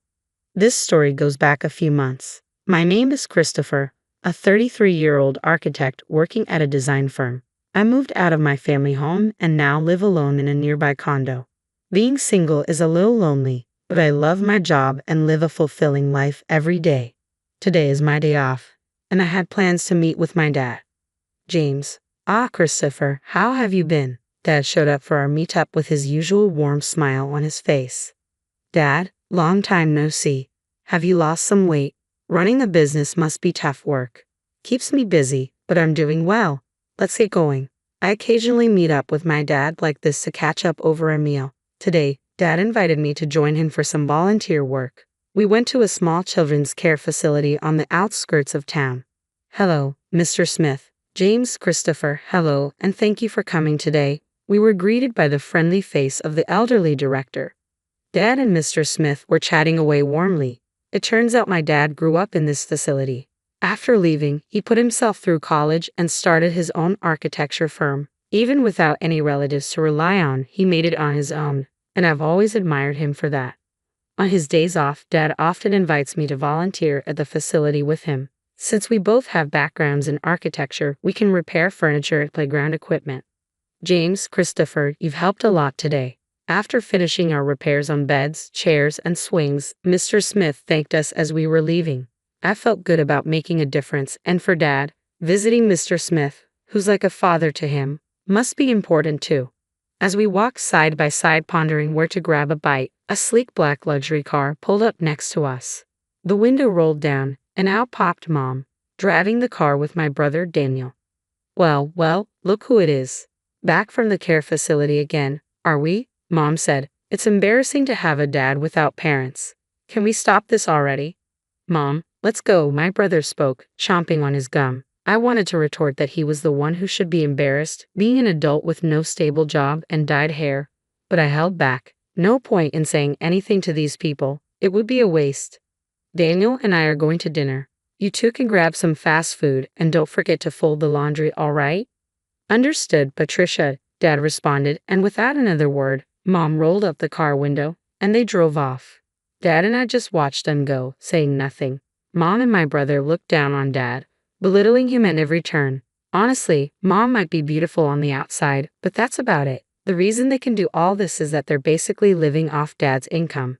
They've been trash talking him for as long as I can remember, saying he's a deadbeat from an orphanage with no ambition or excitement in his life. They probably only see Dad as a wallet that listens to their every demand. What's worse, my brother Daniel eats all of this up and joins in on making fun of Dad. Our family has 2 kids, but Mom has always lavished her love only on Daniel. She's pretty much ignored me, giving Daniel whatever he wants whenever he wants. Thanks to that, Daniel still clings to Mom like a child even in his 30s. He still calls her Mommy and lets her dictate even what he wears and eats. When I heard that Mom accompanied him to every driving lesson, I was floored. Dad, isn't it hard living with those 2? I asked my dad that question. I'm used to it. Besides, they're still family. I have to do what I can, Dad said in a lonely voice before heading back to the house he shares with Mom and Daniel. All I could do was watch him go. A month passed. I got a call from Mom saying that Dad had collapsed, so I rushed to the hospital. Dad, what on earth happened to you? Dad, who looked even more fragile than a month ago, responded, I got some tests done, and they found cancer apparently. My dad had been diagnosed with advanced progressive stomach cancer. According to the doctors, he had about 3 months to live, give or take. I never thought this would happen, especially since he's only in his 60s. Even my mom was visibly shaken. Why'd you let things get to this point? I lashed out. You and Daniel have been pushing Dad too hard. You know he's been stressed out. Christopher, how dare you speak to your parents like that? You're nothing like Daniel, Mom snapped back. And what is Daniel doing at a time like this? Off gambling again? While Mom and I were arguing, Dad spoke up quietly. Both of you, stop. I'm fine. Go home for today. Dad, I'm sorry. I'll be back. I left the hospital room, but between my worries for Dad's health and the shock of his prognosis, I couldn't sleep that night. After that, I took on the responsibility of bringing Dad a change of clothes and doing his shopping as he requested. Sure enough, neither Mom nor my brother lifted a finger. Still, I wanted to make Dad's time as comfortable as possible. I popped into his hospital room during breaks from work and took care of him for 2 months. Then one day, when I went back to my parents' house to grab some of Dad's belongings, I overheard Mom and my brother talking in the living room. Mommy, once Dad is gone, the business is all mine, right? Stunned by my brother's words, I listened more closely. Daniel, it's not a given. Besides, if you do the math, there should be around $2 million in inheritance. Wow, that's awesome. Maybe I should buy another car. Why not? You'll be the company president, so you should drive a nice car. Thanks to his life insurance, we can live a little lavishly for a while. It's like a bonus. Got to thank Dad for not being around. I felt like I was going to explode with anger. What kind of trash are these people? Unforgivable. I can't let them get their way. Just as I was about to unleash my anger, I got a message from Dad. Christopher, can you come to my hospital room alone? I managed to contain my emotions and went to see my dad. He had lost even more weight recently, and his complexion looked bad. Christopher, thank you for always being there. What are you talking about, Dad? Just tell me what I can do to help. As I sat next to his bed, Dad began. There's something important I need to talk to you about. I listened quietly to my dad, holding back the tears as I responded. Visiting hours are almost over, so I'm going to head out. But about what we discussed, Dad, just focus on taking care of yourself for now. Ah, thank you, Christopher. See you later. In the end, that was the last conversation I had with my dad. He took a turn for the worse shortly after and passed away the next day. I held my emaciated father's hand in the hospital room and cried. My mom and brother also put on a show of tears, but only this time. Things got pretty tough after that. Mom was technically in charge of the funeral, but of course she didn't lift a finger. Instead, she showed up at the funeral all done up in makeup and tried to cut corners on the costs. He doesn't even have any relatives. Why not keep it simple? Dad's coworkers and business associates are coming to the funeral. Don't embarrass us with that kind of talk. And today, while getting his necktie tied by Mom, Daniel chimed in, just do what Mom says. Don't waste money on a dad like that. Daniel, just be quiet. If it's about money, I'll handle it. At least let me give Dad a proper send-off. So I ended up taking charge of the entire funeral. It seemed Dad was well loved by many people. Lots of folks came to pay their respects, which made me really happy. About a week had passed since the funeral ended. That's when Mom spoke up. Now that we are a family of 3, we finally got that person out of the picture. Now the $2 million inheritance is all ours, right, Daniel? And Dad's company too. Man, I'm finally going to be the boss. Listen up, Christopher, you better give up your share. Got it? Just after the funeral had ended, they were already talking about this stuff. Annoyed, I replied, Dad had already arranged all the inheritance matters with the lawyer. I have the contact details. What? Why didn't you say that sooner? Call the lawyer right now. That's right, Christopher, hurry up. So I dialed the number on the business card that Dad had given me. Not long after, the lawyer, a woman in her mid-30s, arrived. I'm Attorney Williams. I've been authorized by James to handle matters concerning the inheritance. I'm very sorry for your loss. While shaking hands and greeting the lawyer, my brother Daniel said, Wow, I thought lawyers were all old dudes. You're quite the looker. Got a boyfriend? Oh, Daniel, do you like her? Mommy prefers someone younger, my mom chimed in. Knock it off, both of you. Thank you for coming all this way. Please come in, I interjected, ushering Miss Williams into the room. Let me explain. First of all, concerning the company, James had told me before he passed that it would be transferred to an acquaintance's company. I've been proceeding with the paperwork. What? Daniel shouted. What does that mean? I was supposed to become the CEO. I've heard nothing of the sort. For the sake of the employees, the company will be merging with a trusted and skilled company that your father was fond of. The other company has already agreed, so there's nothing that can be done. That damn outsider. Damn it. Daniel fumed. My mom hurriedly chimed in, Daniel, calm down. The inheritance is ours, right? It should be around $2 million, shouldn't it? Miss Williams answered in a matter-of-fact manner. No, there's nothing like that. The company was not doing as well as you think, and any remaining assets have been used to prepare for the company's transfer. What? What about our money? There should be $2 million coming in, Daniel exclaimed. Mommy, what's going on? Patricia has received a substantial life insurance payout. She has left a will expressing the desire to gift that money. What are you talking about? We've already spent that on a new car. Dad had multiple insurance policies, right? What about those other payouts? Regarding life insurance, James had canceled all policies before he passed. All I know is that the money was used up. What? Where did all the money go before he died? Damn it. Was he planning to leave us without a dime? Daniel shouted. I watched Miss Williams leave as my mom and brother lost their composure. As she left, she said, It's tough, isn't it? All I could do was give her a smile in return. I looked up at the night sky, recalling the last conversation I had with my father. While walking, I remembered, Christopher, would you take over the company if I die? There might not be much in assets, but I should be able to leave you at least the insurance money. There should be enough of that.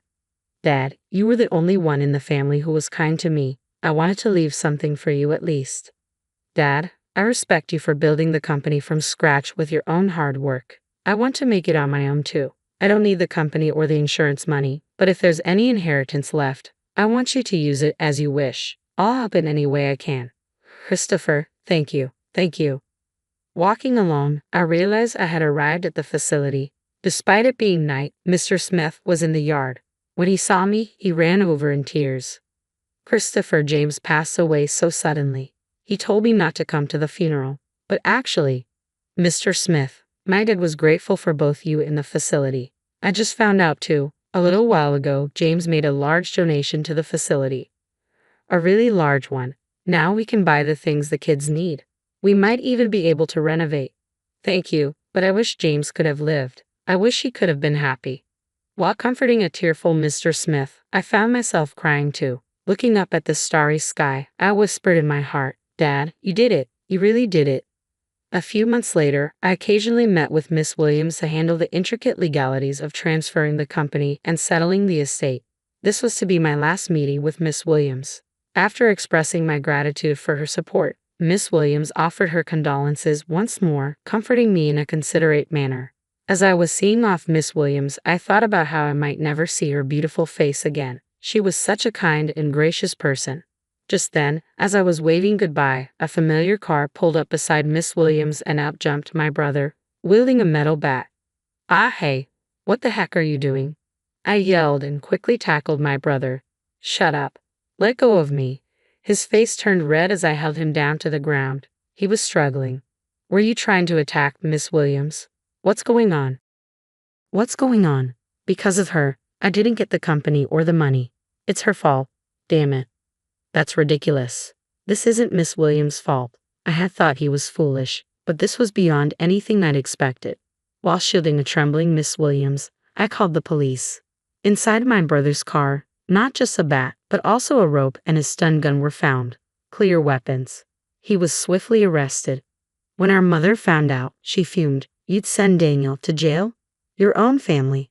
How heartless. I replied calmly, I no longer consider you or him family. My only family was my late dad. I'm cutting ties with both of you. Mom was still ranting, but I ignored her and cooperated fully with the police investigation. I later found out that my brother had also been repeatedly harassing Miss Williams online, making vulgar comments and slandering her. Threats had even been made, and the police were in the process of identifying him. My brother was sentenced to jail for his attempted attack on Miss Williams. She also sued him in civil court for defamation, and he was ordered to pay damages too. Please take every penny he has if that'll make him reflect on his actions. I'm truly sorry for all this.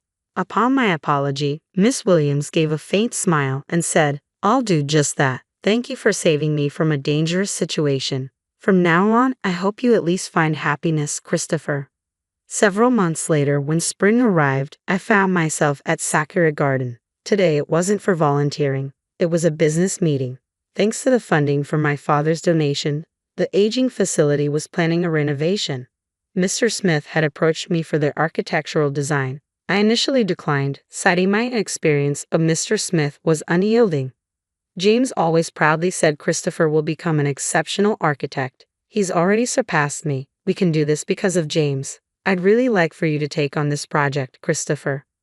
With sentiments like that, how could I say no? I want to create a wonderful building that brings even a small amount of happiness to the kids and Mr. Smith. I'm sure my dad would have been proud of that. As for my brother, well, he hasn't changed even after his sentencing.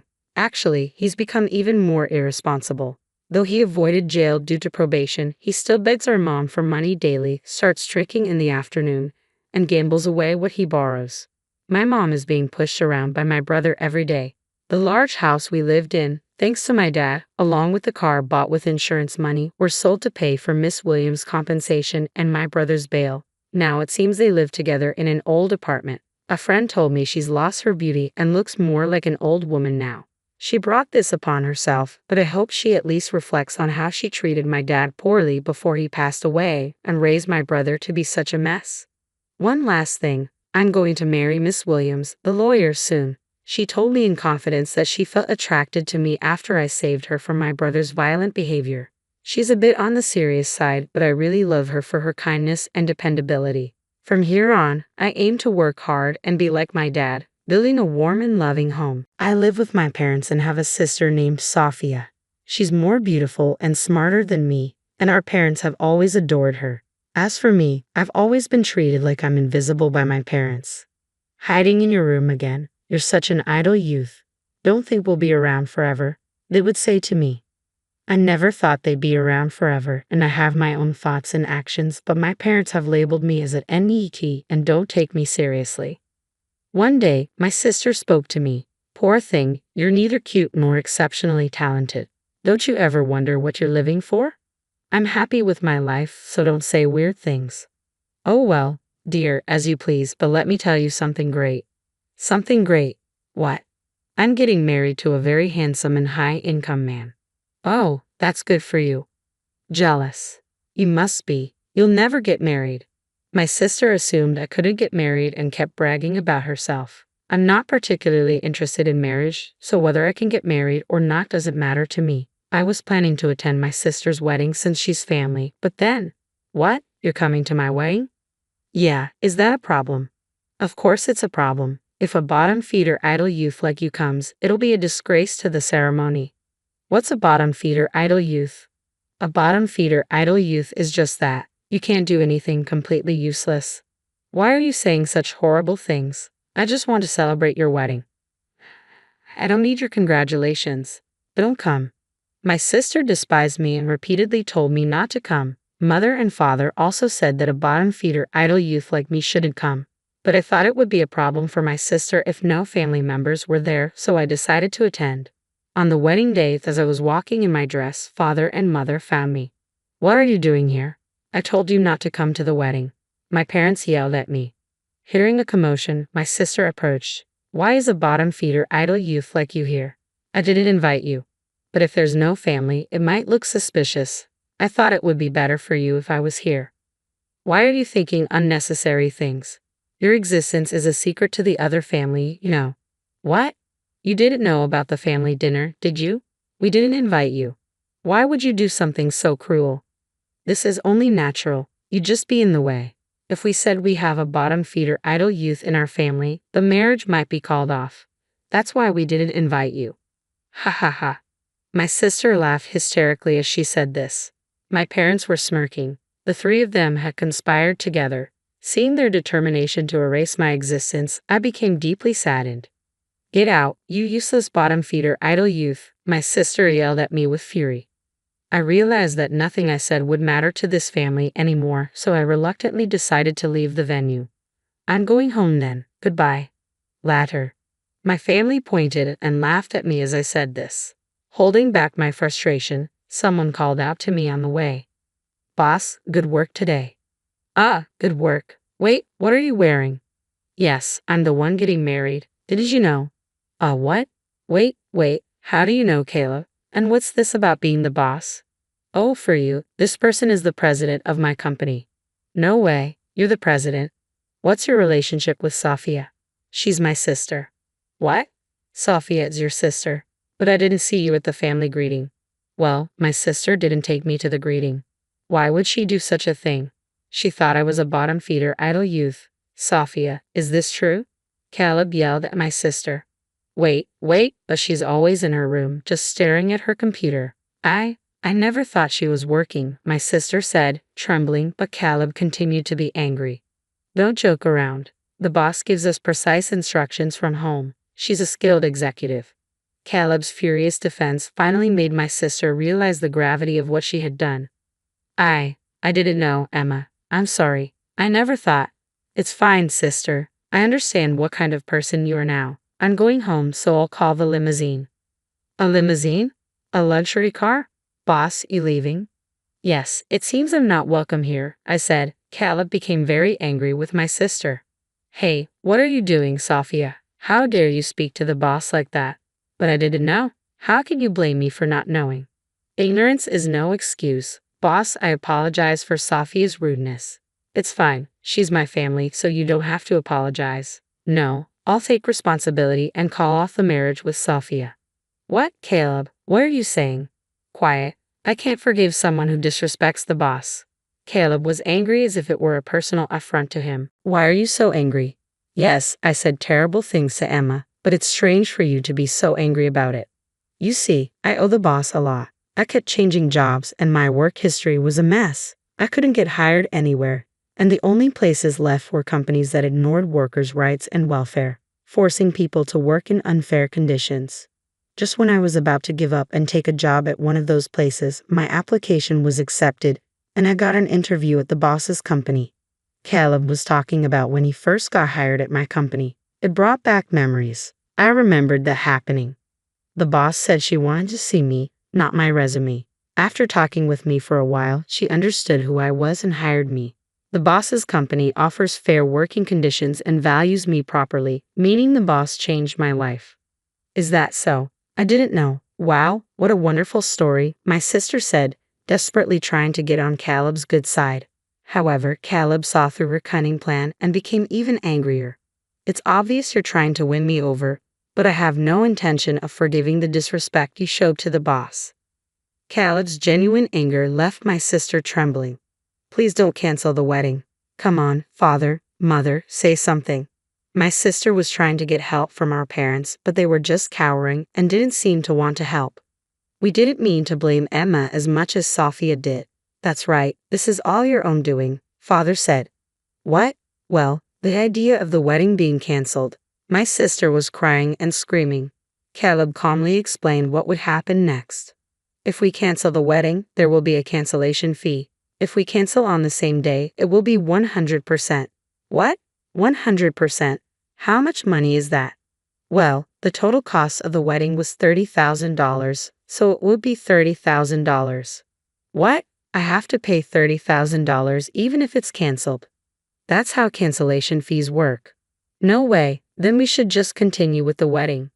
Sorry, but I won't do that. I can't forgive what you said to the boss, and I expect you would continue to speak abusively if we got married. I can't live with someone so dangerous. Dangerous? Han, please. What do you think, boss? Caleb turned to me, and I calmly replied, she's saying this now, but she's just saying what sounds good to get through this situation. If you get married, she'll surely start abusing you too, saying things like, it's lazy not to do housework just because you're working, or being a homemaker is hard, so help with the chores. I see. Then it's better to call off the marriage. Hey, don't say such unnecessary things. I almost had him convinced. Did you hear that? She said convinced. That's not a word you use with someone you're going to marry, is it? I think so. I think it's better to call off the marriage or go change, Caleb said and walked away. Wait, don't go, Caleb. Emma, what are you doing? My wedding is ruined. Don't blame me. It's your own fault. It's what you deserve. My sister became even angrier at my words. If you hadn't come to the wedding venue in the first place, none of this would have happened. It's your fault. Take responsibility and bring Caleb back right now. I understand how you feel, but Caleb seems to have lost his will to marry. If you get married in this state, it will only be painful for both of you. I think it's better to call it off. What should I do then? You heard the cancellation fee, right? He said $30,000. That's a huge amount. Yes, it is. Even if we split the cancellation fee, it's $15,000. No, if they say it's my fault, I might have to pay the whole amount. Well, that's a possibility, but what can you do? You've done enough to deserve it. Hey, I just said some harsh words. To cancel the wedding over that? It's too much. Don't tell me, it's Caleb's decision. Hey, father, mother, say something. When my sister turned to our parents, they suddenly became very friendly towards me. Well, I never knew Emma had become a boss. Oh my, as a mother, I'm so proud. No, I always believed in Emma. She's a real go-getter. From now on, let's live relying on Emma's money. Relying on my money? You must be joking, I said. They had also been verbally abusive to me, so I didn't want to spend money on them. Sorry, but I don't want to live with my family anymore. I'm going home now to look for an apartment to live alone. What? Why? We've been living together all this time. Why suddenly live alone? I live with you because I believed in something called family bonds. I thought that if we lived together, you might understand my job someday. But the result was different. You never understood my job and even insulted me. And now you want to rely on my money? Would you want to live with such people? I understand. I'm sorry. From now on, I'll cherish you. Please continue living with us, okay? I said no, didn't I? I don't want to live with you anymore. Even though I said that, father and mother kept insisting. What if we kick Sophia out of the house? Then you'll live with us, right? What? Wait, father, what are you saying? Shut up. I was a fool to expect anything from you. We'd be better off living with Emma than with you. It was the moment father abandoned my sister. As a family member, I didn't want to witness such a cruel moment. Father, just so you know, I hate people who abandon others so easily the most. What? What are you saying? People like that will eventually flip-flop on me too, so I can't live with them. No way? Hey, you stupid husband, what are you doing failing to lure her in? Shut up. While father and mother were arguing, Caleb returned, now dressed in casual clothes. What's going on? You still fighting? Caleb, I can't believe you really went to change. I told you I would, didn't I? What are you talking about? Are you really going to call off the wedding? I hate this. Why is this happening? Yeah, just so you know, you're the cause, so you'll have to bear the full cancellation fee. I've already talked to her parents about it. What? That's terrible. It's not just my fault, is it? Sis, no matter how you look at it, it's your fault. Hey, you be quiet. How dare you tell the boss to be quiet? I won't tolerate any more insults to the boss. Wait, please wait. Boss, have you called the limo yet? No, I got caught up in talking and forgot to call. Then I'll call it. I need to go home too. With that, Caleb started making the call. Wait a minute, please reconsider. Reconsider? What's going to change? I don't love you anymore, you know. It'll say that. It was my fault. I promise I won't say anything terrible to Emma again. We've had this conversation many times. Enough already. Boss, I've called the limo. It'll be here soon. Then let's wait outside. I'll go change too. Wait, Emma, let's talk. There's nothing to talk about. Wait, Emma, father and mother are begging too. Without you, we'll have to rely on Sophia's money. But Sophia will pay the cancellation fee and run out of money. We won't be able to live properly. Father, mother, if you need money, why don't you get a part-time job or something? No way. I don't want to work at this age. It's okay. There are still people working even in their 70s, and father and mother are still in their 60s, right? You're still energetic. That's not the problem. My body is heavy and it's hard to move, and you're telling me to work. Yes. No way. Are we done here? I'm going to change, so don't talk to me anymore. After I get home, I'll pack my bags and stay at a hotel for now. I have no intention of dealing with you ever again. Hey, wait for me. Please don't go. Don't abandon us, Emma. My sister and parents were screaming, but I quickly changed and left the venue. Afterward, I rode home in the limo Caleb called, packed my bags, and headed to a hotel. I looked up apartments at the hotel, signed a lease right away, and completely cut ties with my family.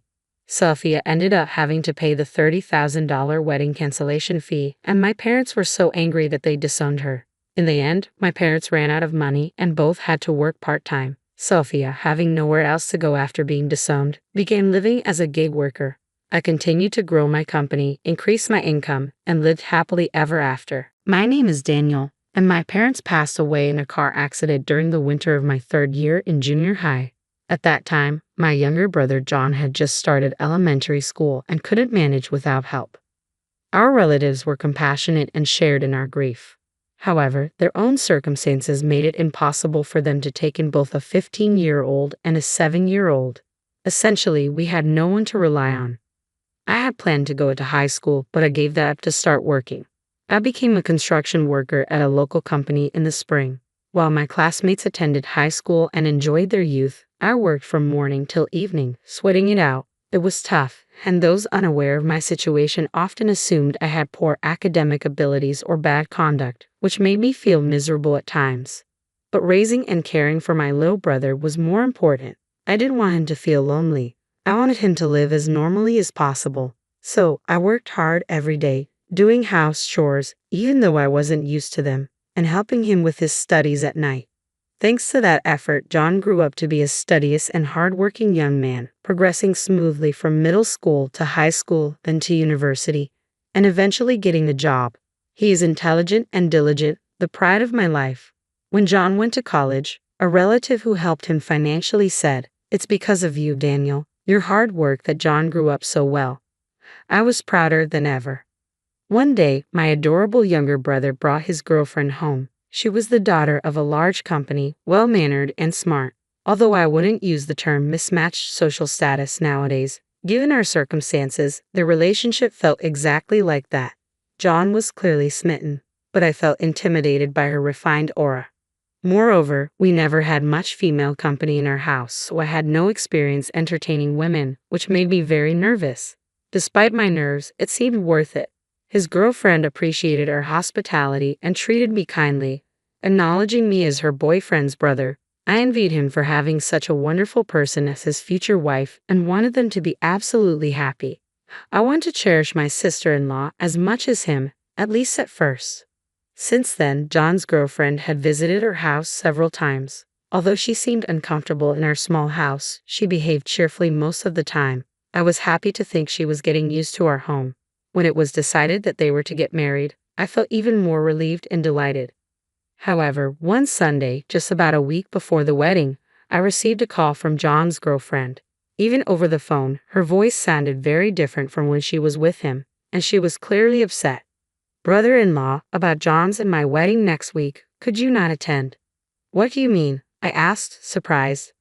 "Well, you see, my family has a fair bit of stature. I can understand John being there because he's brilliant and handsome, regardless of his background. But for someone like you, Daniel, who lacks educational and professional credentials, to be part of our family is a bit troubling. Let's say it's not just about me. I can't put my parents through the embarrassment or discomfort." She spoke clearly, Not mincing words, John had told me he liked her straightforward personality, but to me, it was just cruel. I understood that legally, you can't sever the ties of brotherhood, so I gave up on that. But at the very least, I would like to pretend you don't exist. All I'm asking is for you to not attend the wedding and not be present at family gatherings. Can you do that for the sake of John's and my bright future? Regardless of how she felt, I couldn't deny her words when she said it was for John's bright future. After all, I had lived my life up until now for his happiness. I couldn't go against that, even if it meant missing his big day. I understand your point. I've lived long enough to have been told about my lack of education and career credentials. If my absence will benefit John and you, I will not attend the ceremony. Is that okay? Yes, I really appreciate it, she said. As soon as I confirmed my absence, her mood seemed to brighten. She said goodbye in the cheerful voice I was familiar with and hung up the phone. After the call, I felt a wave of exhaustion and slumped onto the floor. Though I had agreed, it didn't mean I wasn't upset. It was painful to know that someone who was about to become family thought of me in such a way. The most painful part was not being able to attend John's wedding. I had wanted to bring our parents' portraits and celebrate with the four of us as a family. But I couldn't deny it. The truth was that my academic abilities were not strong, and my employment history wasn't impressive. It had been my own decision to give up on pursuing higher education, so the one to blame was me. I was the one dampening his new beginning, casting a shadow over his important milestone. I fell into deep self-loathing and spent the day feeling depressed, unable to focus on anything. When John returned home after work, he shared various things about the wedding reception, honeymoon, and their future life. However, due to what his fiancée had said earlier, I found it difficult to respond meaningfully or engage in the conversation. Daniel, what's wrong? Are you feeling ill? John looked at me worriedly, but I didn't know how to respond. I'm not particularly bright, and I'm bad at lying. In times like these, I usually speak up, but I didn't want to say anything bad about the woman who was about to become his wife. However, if he were to say the same thing as her, I could accept it and graciously decline attending the wedding. Realizing the importance of my relationship with him, I mustered the courage to be honest and share all my feelings and thoughts, even though I knew it might make him dislike me. Your fiancée told me that someone who can't exactly boast a life to be proud of shouldn't attend your wedding. She said if you feel the same way, just tell me outright. The most painful thing for me is to be a burden to you. If you don't want me to attend, I'll gladly comply. With a voice seething with anger from the core of his being, John said, You really think I would say something like that? There's no way I could think something so cruel about the only family I have. After roaring those words, John calmed down a bit. Then, with a look as if he had just thought of something, he said, Daniel, how about not coming to the wedding just as she said? Please, I'd like you to wait for me at home. Is that okay? Wait, what do you mean?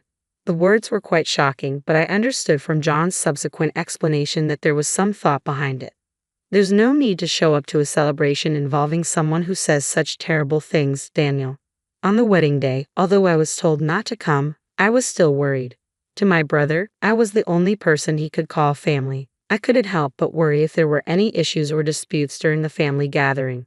So, I got dressed in my brother's suit and secretly went to the venue. It was strangely quiet at my younger brother's place. I approached one of the staff members who seemed troubled and asked, Sorry for being late, but how far has the ceremony progressed?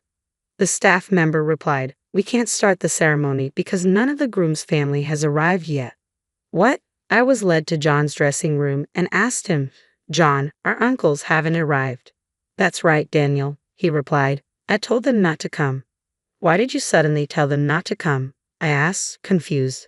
If I told our uncles and aunts what you've been told, they'd say, Well, we're the shameful relatives who couldn't help when you needed, so they wouldn't attend the ceremony.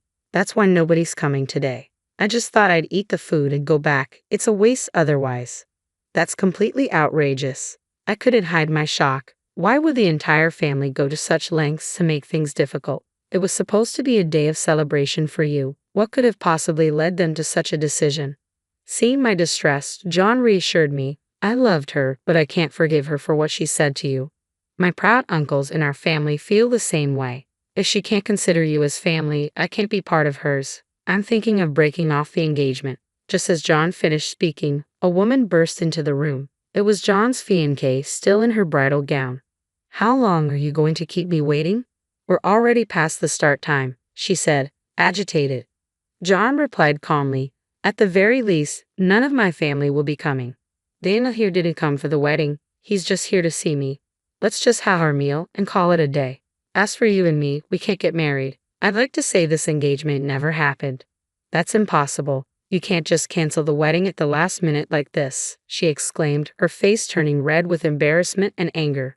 John's response was cold. You seem to have said some pretty terrible things to him. Remember the family issues we discussed before? Knowing all that, you decided to say something that would upset him while I wasn't around. At first, I was surprised at how low you could stoop, but then I realized you're exactly the type to do something like this. You only see people based on their achievements, don't you? Unfortunately, I'm also what you'd call a failure, raised by another failure. So, I can't marry a woman who doesn't care about my family. She burst into tears. I'm just telling the truth. I can't introduce a family where the husband's family consists of only high school dropouts working in construction. How shameful. I asked myself if I could remain silent after being talked to like that. John defended me and sided with me, and if I kept my silence, it would make him look foolish. This was an issue between her and me. While she might be right, I have lived my life doing my best. It hurts when someone who knows nothing about me looks down on me. Yes, I might not be the brightest and I have no prestigious credentials, but even without such things, I have lived my life strongly to protect my precious family. You have no right to deny my way of life. With her hysterical crying and my loud voice, her family and the venue staff began to gather. Inadvertently, everyone heard her offensive words. Her parents, figuring out what was happening through her words, began to bow their heads to my brother and me. And here I thought you finally found a man to marry, and you start saying such things. I thought I could finally relax, thinking you were going to move out. Her father, his head in his hands, scolded her. We deeply apologize.